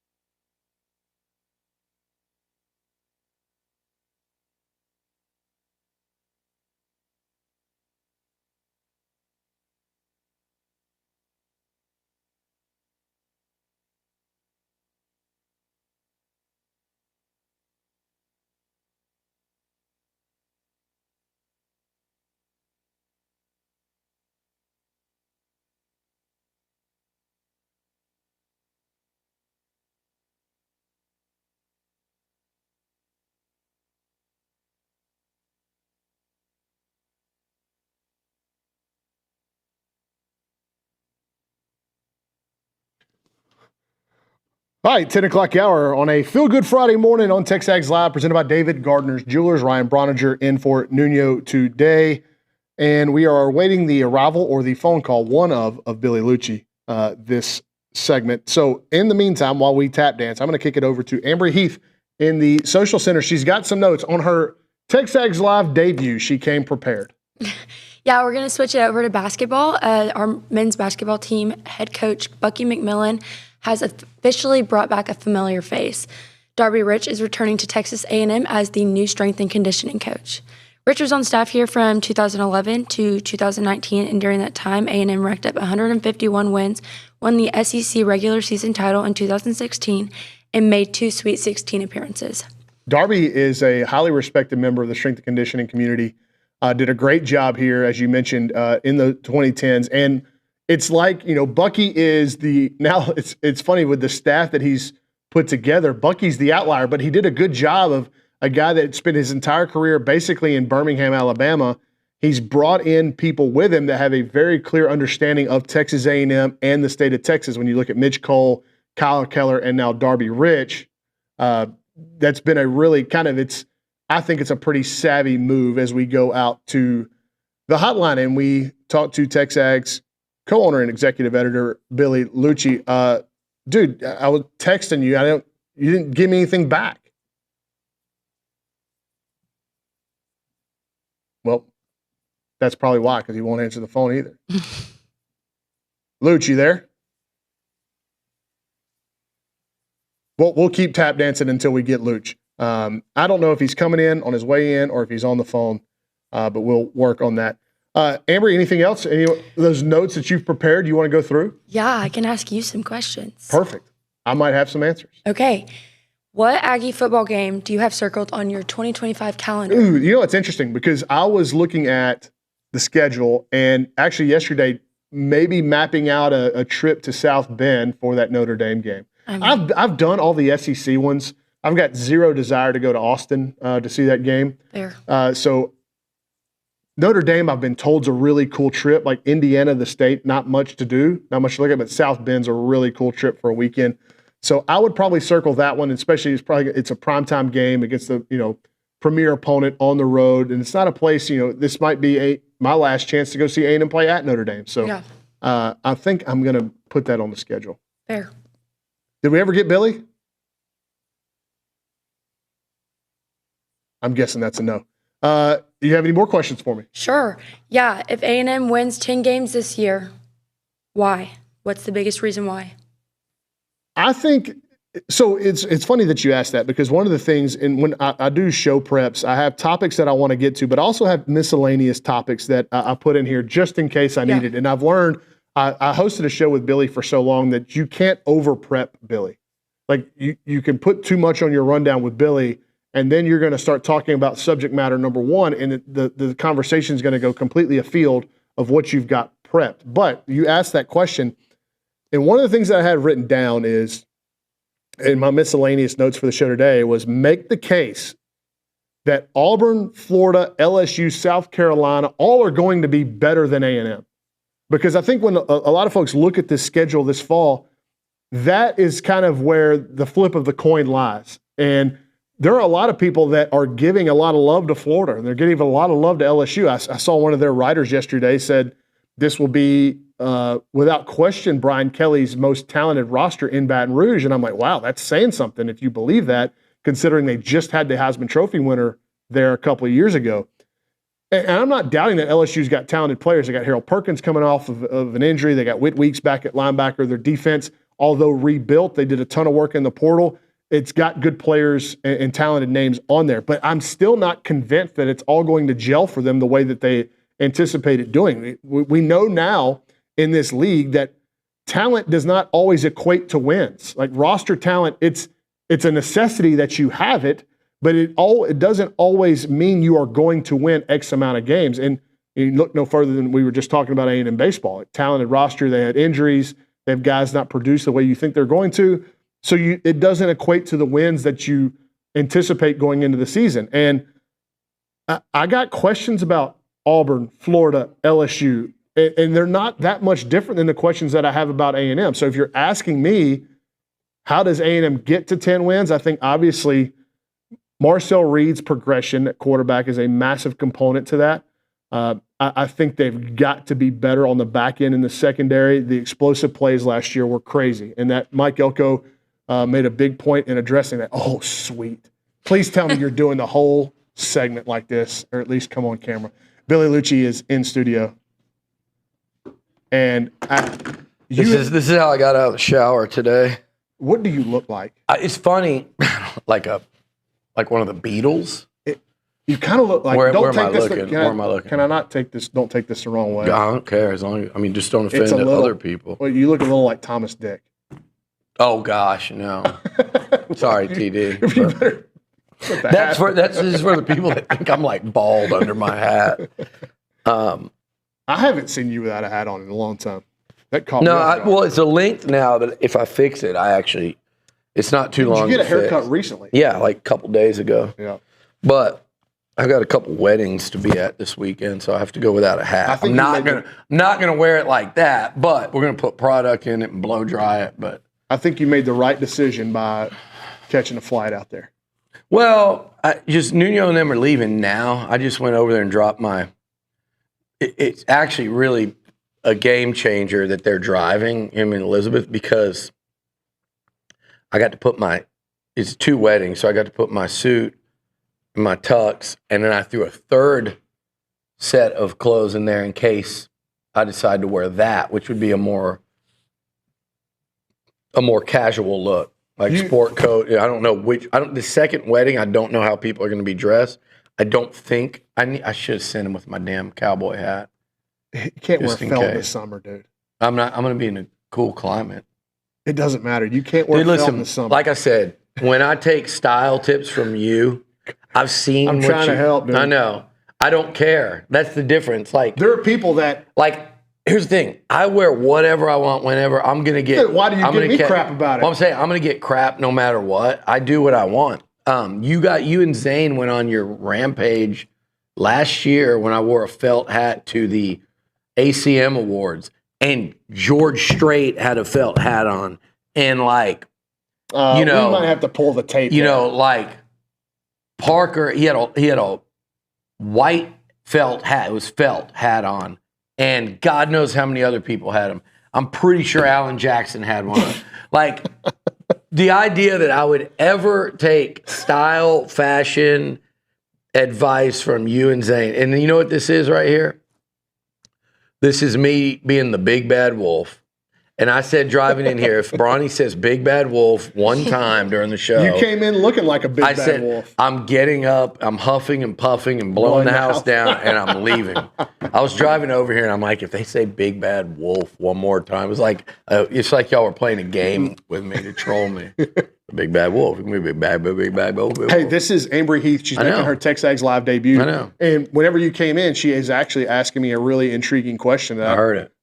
And so go ahead and repeat the question, and then I'll kind of preface you with the road I was going down. If A&M wins 10 games this year, what's the biggest reason why? And I said, look, when I look at the schedule, make the case for me that Auburn, Florida, LSU, South Carolina, they're all going to be leaps and bounds better than last year or better than A&M. So, I think the margins here are really close. Yeah, you look at Florida and all the love and hype they're getting because of Lagway, and then you look. Shoulder is but you look, and I just think durability in general I worry about, which is saying something because he's built like an SEC linebacker. But I just question, and I don't question it because I want Lagway to succeed. It's not like but I do. I have questions. I have concerns. Look, those teams. LSU, they can talk all they want. And Brian Kelly said it's his best roster he's had. Coaches say wild things all the time. They went heavy portal. I don't love that. You and I have talked about that a ton. You look at the teams that have succeeded. It was Texas, Ohio State, Notre Dame, Penn State. It wasn't Ole Miss. I don't think it's going to be Oklahoma. I don't think it's going to be LSU. Now I think those will be good. OU will, I think, make a big leap. LSU will be a really good team.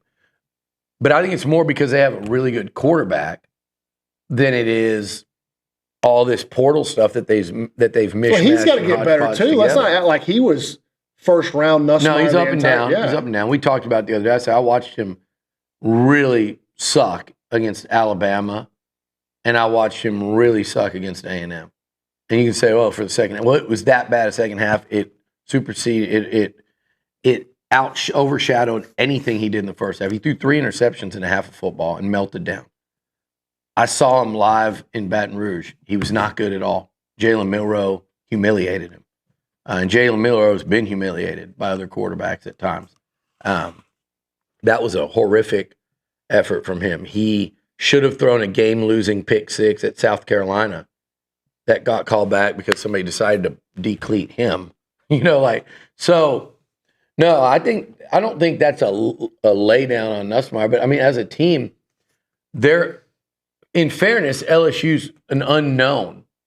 But I'm not going to put an unknown because because the transfer portal services that they still haven't figured this thing out how to properly rank guys because they've got them saying, oh, they've got a great team. They return a ton. I mean, they bring in a ton of new faces. You got to mesh it all together. Yeah. It's the same thing we talked about with Aggie. This is a horrible cup. The same thing we talked about with Aggie basketball. We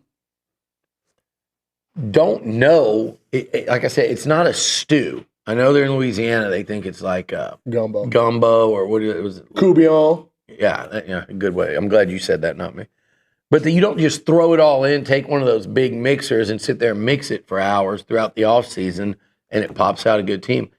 You're actually constructing it's more like rebuilding a car engine. It's a machine. All the pieces have to work together.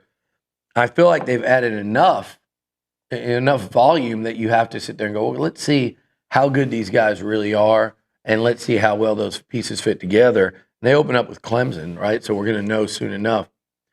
As for Florida and South Carolina, I love what they're bringing back at quarterback. I think South Carolina is going to be really good. Well, but you do. Their defense. Exactly. Yeah. How many games did that defense win them last year? They lost a lot in that including, front seven, they got after A&M in that second half, pitched a shutout. Auburn's going to be a lot better, but maybe Auburn. You believe in Jackson Arnold? More than I did Peyton Thorne, except for when he played A&M. But Auburn, South Carolina, Florida come to you. Everyone's talking up Florida and this jump. What about A&M and a jump? Because A&M, even though Florida finished the season strong, Texas A&M was a better team last year. They returned as much or more.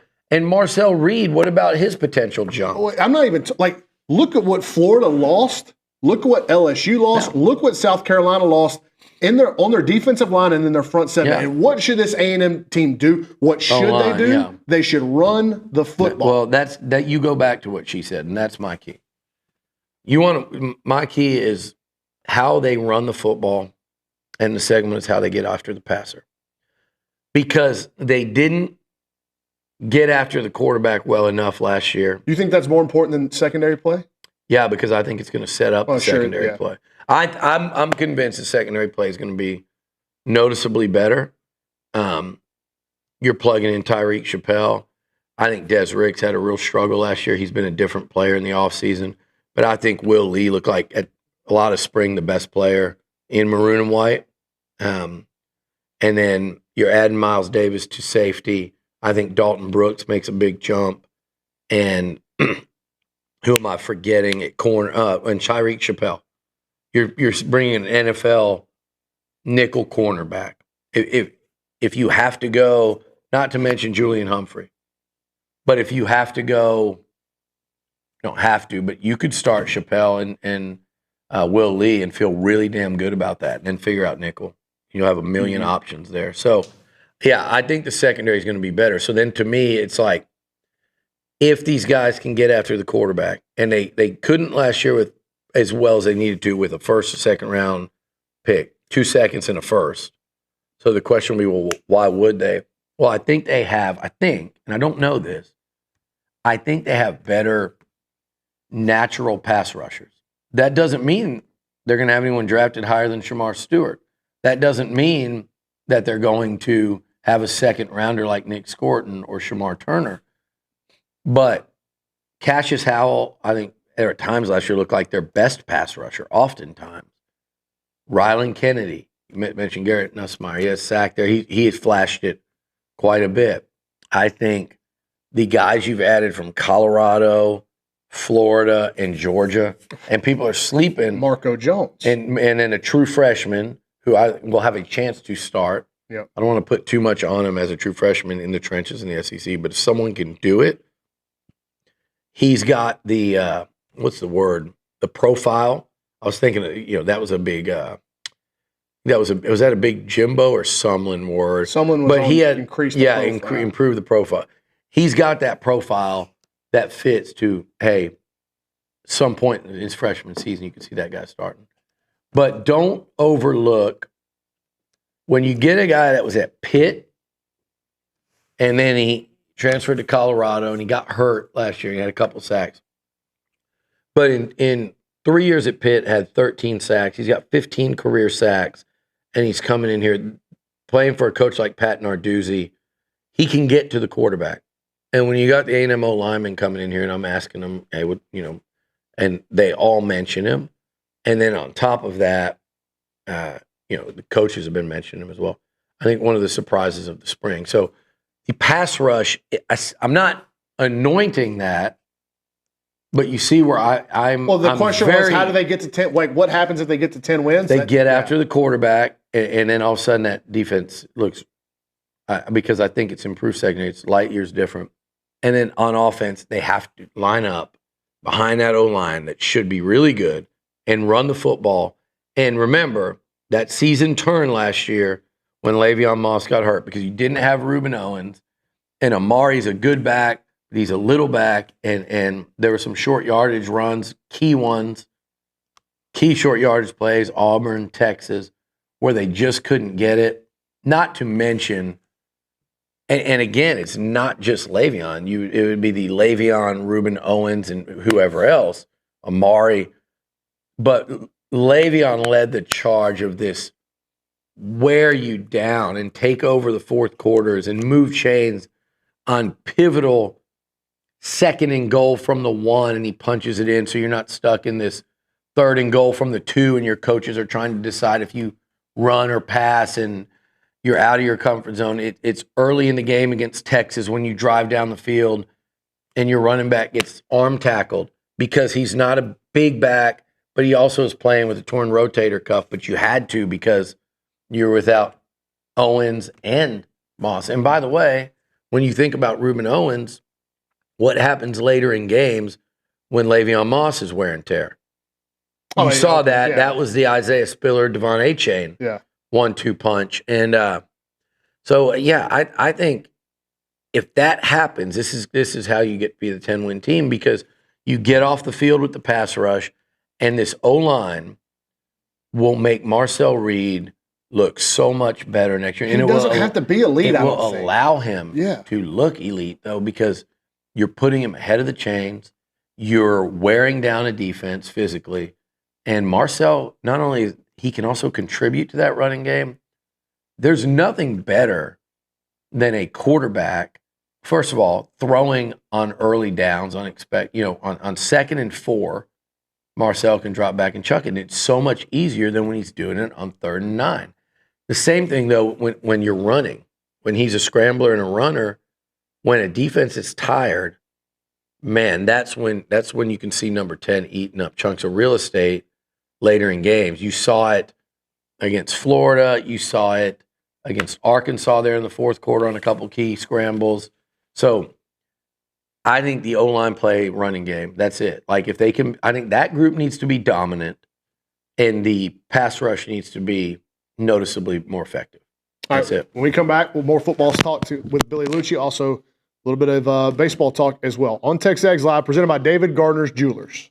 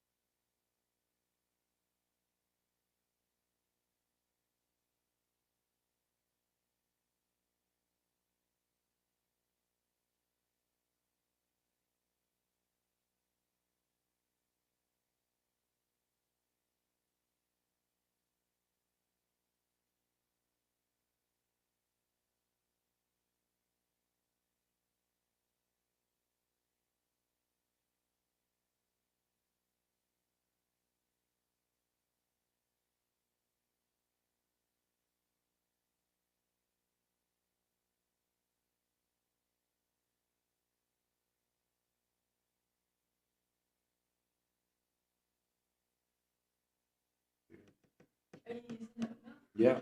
And Morgan Wallen, Lucy bringing us back. What song? Cowgirls. It was requested by somebody in the back. Caden Kent fan. Yeah, I think we have a couple of them back there. Although one of them changes her fandom, I guess, weekly. Anyway, that's Richard Zane.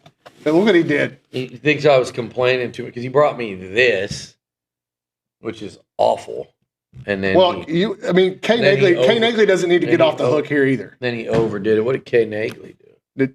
Apparently mismade your coffee. No, I don't know if it was Kay. You think Richard's just passing the buck? Yeah. All right, let's go. Let's continue. What's about to happen here? He's coming to get. He has to be on. He's got a march. He didn't get enough camera time, so he had to come. A whole hour. Nice march. Here, take this. Oh, did you hear that? That was a shot at you, Brian. Did you hear what he said? Richard, would you care to repeat that? He said about 20 words. You think that's you or Clinton? Who knows? He gets real in his feelings when he sits. Problem is Dalton was texting me and him during your segment. What if I was doing this the whole time while you were talking? Oh, I know. It's insanely distracting. No, he doesn't even look at you. Yeah. So he's the one reading and asking the questions on Ask Liucci. I do have a tendency to ramble, so I'll get going, and then he just not paying attention when I stop. And it's like, do you think you could ask questions, read questions off of a screen and ask them? What questions? I'm saying, just in general. Are you, Billy? Your mic's not even on you. No. Did you hear Evangelist? Yeah, Evangelist. He's got a good cackle.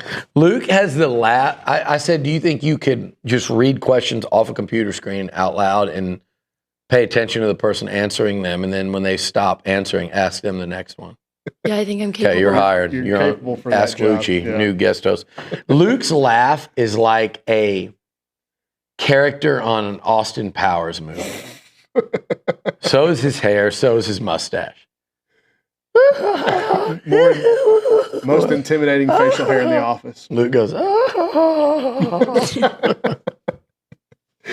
don't even know what we were talking about. You were going to Well, we can talk about baseball. What do you want to do? Yeah. You want to talk about, by now everybody knows it, and you've made no bones about it. Trev spoke about it in Destin at the SEC meetings, that he's going to meet with Mike Early, and I would imagine that's going to happen sometime soon, and then we will have, I guess, a clearer picture of what the future of the program looks like. For sure. And it's got to be, whatever side of this you're on, I don't really. Now you know. Now you know. But I don't do it that loud. Oh, you're louder, my friend. But now you know. You hear that? It's incredibly distracting when you're trying to talk about like in a serious topic. He sounds like you know what it is? You know the guy, everybody's watched this, man. We're going to go extra if y'all want, don't worry. You know the guy on the Christmas Rudolph movie? Yeah. Where the claymation, it's been going since I've been a little kid. And, the Rudolph, and then they go to the island of misfit toys. And the little kid that wants to be a dentist when he grows up, we're the island of misfit toys. That's what he sounds like. His name is Hermie. Hermie the misfit elf. Yeah, that's him. He got kicked off to the island, and he's like, you're on the island of misfit. That's what it sounds like. While you're trying to do a show, it's insanely distracting. You can hear him right now. It's still going. All right, come on. They're going to meet with Mike Early. Yes, and getting back to seriousness, and I hope Luke doesn't start cackling back there to distract. But whatever side of the line you're on, and I've found that I don't find too many people. Actually, I'd take that back. There's fans on the far side that are like, no postseason, no excuses with this team. And again, I'm not trying to. I've dissected this argument enough. Like I know where and then there's the other side that is 1 year's not enough. Injuries, they righted the ship. Missouri series, you're really firing them off one series. And then there's the middle. I think people that wrestle with it and they go, yeah, they absolutely righted the ship. And I don't care, people comment about it. They played top 10, and that's being conservative baseball from Tennessee on. But then they played like bottom 250 baseball when it mattered most, where it was just a team that, I don't care how many close games they played. They played 30 conference games, and they won 3 of them, and they were all against A&M. I mean, statistically, one of the worst teams ever. And I had someone tell me the other day, well, they had really good pitching. I said, yeah. I watched those arms they brought out there, and I was like, damn, how is this an 0-for team? But it was A&M contributing to that, and they came in with a 9+ ERA, and they mowed you down for 2.5 of 3 games. So that one, that's where the people in the middle reside, where they go, I can't get past that giant thing staring at me in the face. Talking about Austin Powers, it's the kid with the giant mole on his face, and they can't stop looking away from it. Cut it off and chop it up and make some guacamole. Yeah, it was. The hell was that? Nick is running the show, and he thinks you should quit talking. He wants a break? Yeah. We're right in the middle of your point. So let me finish the point. The people in the middle, and they're like... What a segment. What a show. It's an ongoing tug of war when they're trying to figure out what do you do. And I think that's where Trev probably has been. I do think he's probably got his mind close to made up, if not made up. But here's the other side of that. I was saying, this is tough for Coach Early, for the players' families. They're listening to these shows. They're reading stuff on TexAgs. They're reading stuff on social media. They're listening to everything. They're trying to figure out who their kids are going to play for next year, where their kids are going to play, if their kid's coach is going to be here. And then you think about Mike Early, his wife and kids, the parents, his parents, what's going to happen with my son who just got his dream job a year ago. And so all I'm saying with that's every coaching change. There's some exceptions, where a coach is kind of loner, and, there's some exceptions, some coaches are complete jerks, and you kind of go, well, they kind of get what they deserve. But this is, when you're talking about it, you can be 100% in the fire Mike Early camp, if that's what you want to be. You can be 100% in the Trev Alberts doesn't know what the hell he's doing if he fires him and I'm done with him camp. You can be on either one of those extremes. All I'm saying, or you can be right down the middle, is when you type and when you rant and rave, opinions are fine. And this season has left people divided. This was a bitterly disappointing baseball season. It just, period, it was. We can spend shows and shows talking about why. It was bitterly disappointing. The start, the finish, the end result, all of it.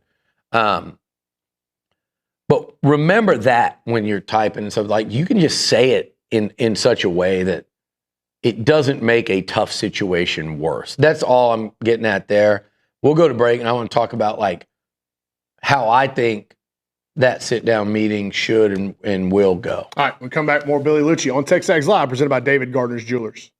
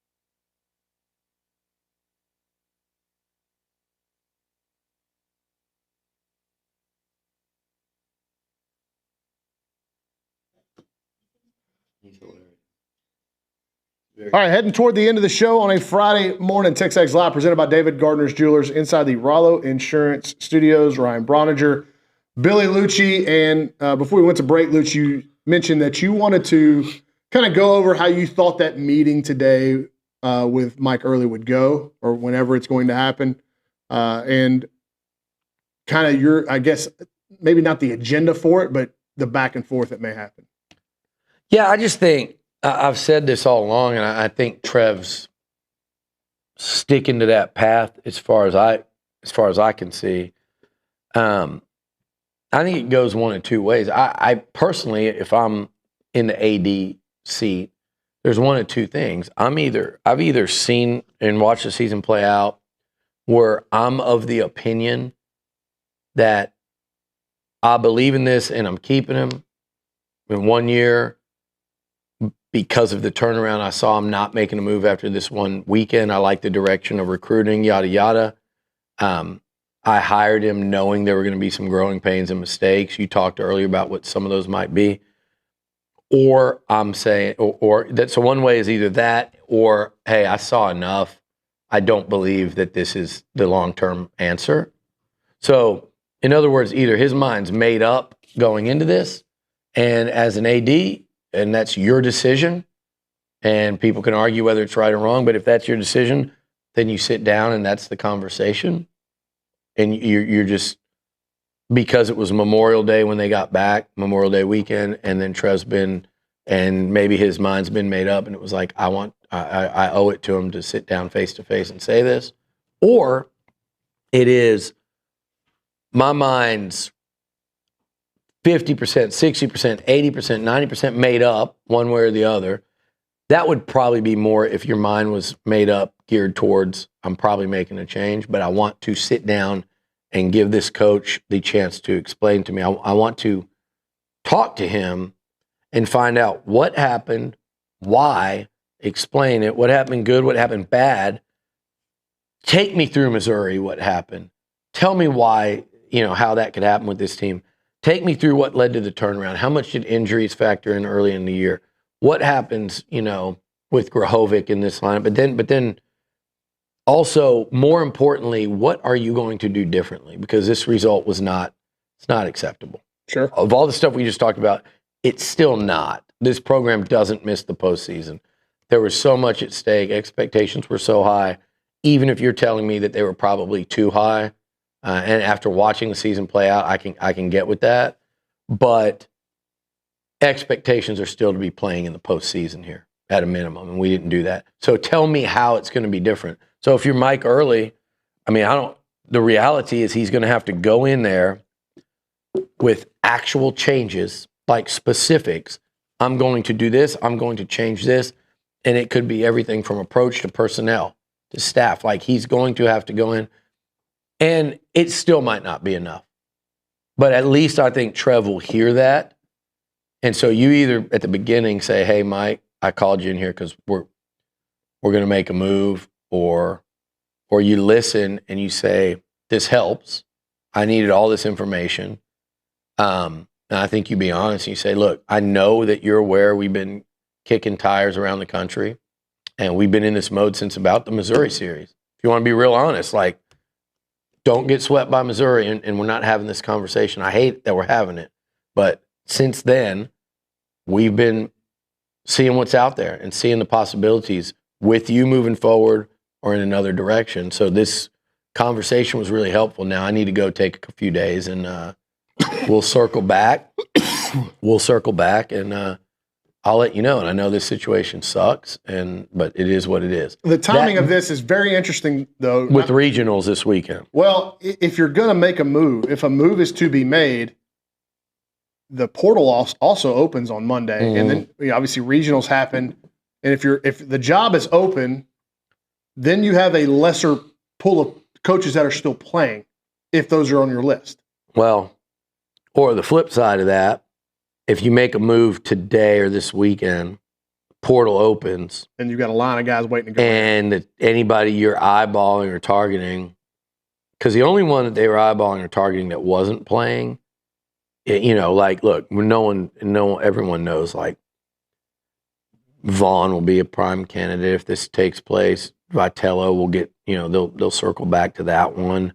And people were mentioning O'Connor.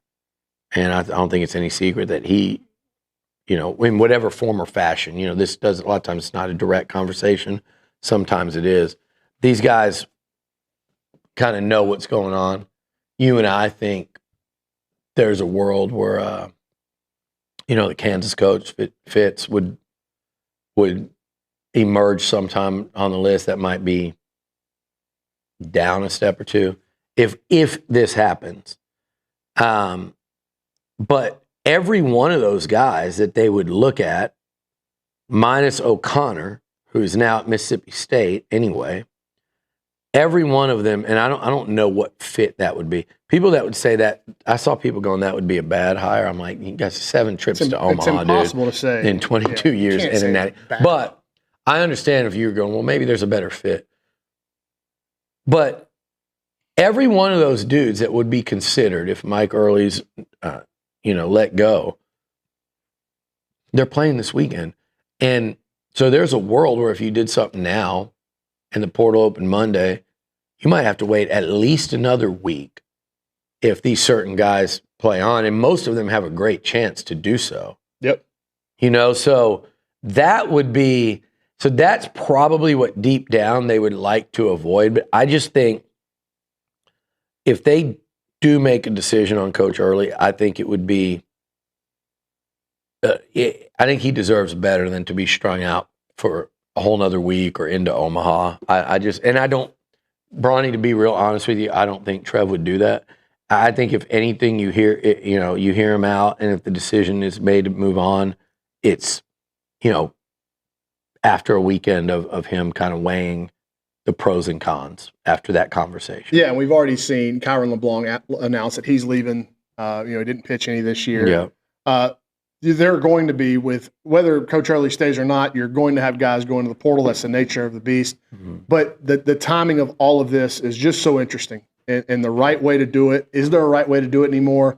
But it's going to take some guile and some really, I think, some mental, not mental dexterity, but just being maneuverable in the space over the next week or so. If you're making a move, that becomes really, really important, at least to me. I agree, and I think there is a right way to do it. I think either of those ways I said are a right way to do it. You either sit them down today and say, hey, I made my decision, but I didn't want this. I wanted this to be us talking because of the respect I have for you. Or you do it in a way where you let him have his say. You hear him out, because I do think that's part of the equation. Like, what does this look like? In your mind, what does this look like moving forward? Sure. What ideas do you have? Who are you bringing in? What changes are you making?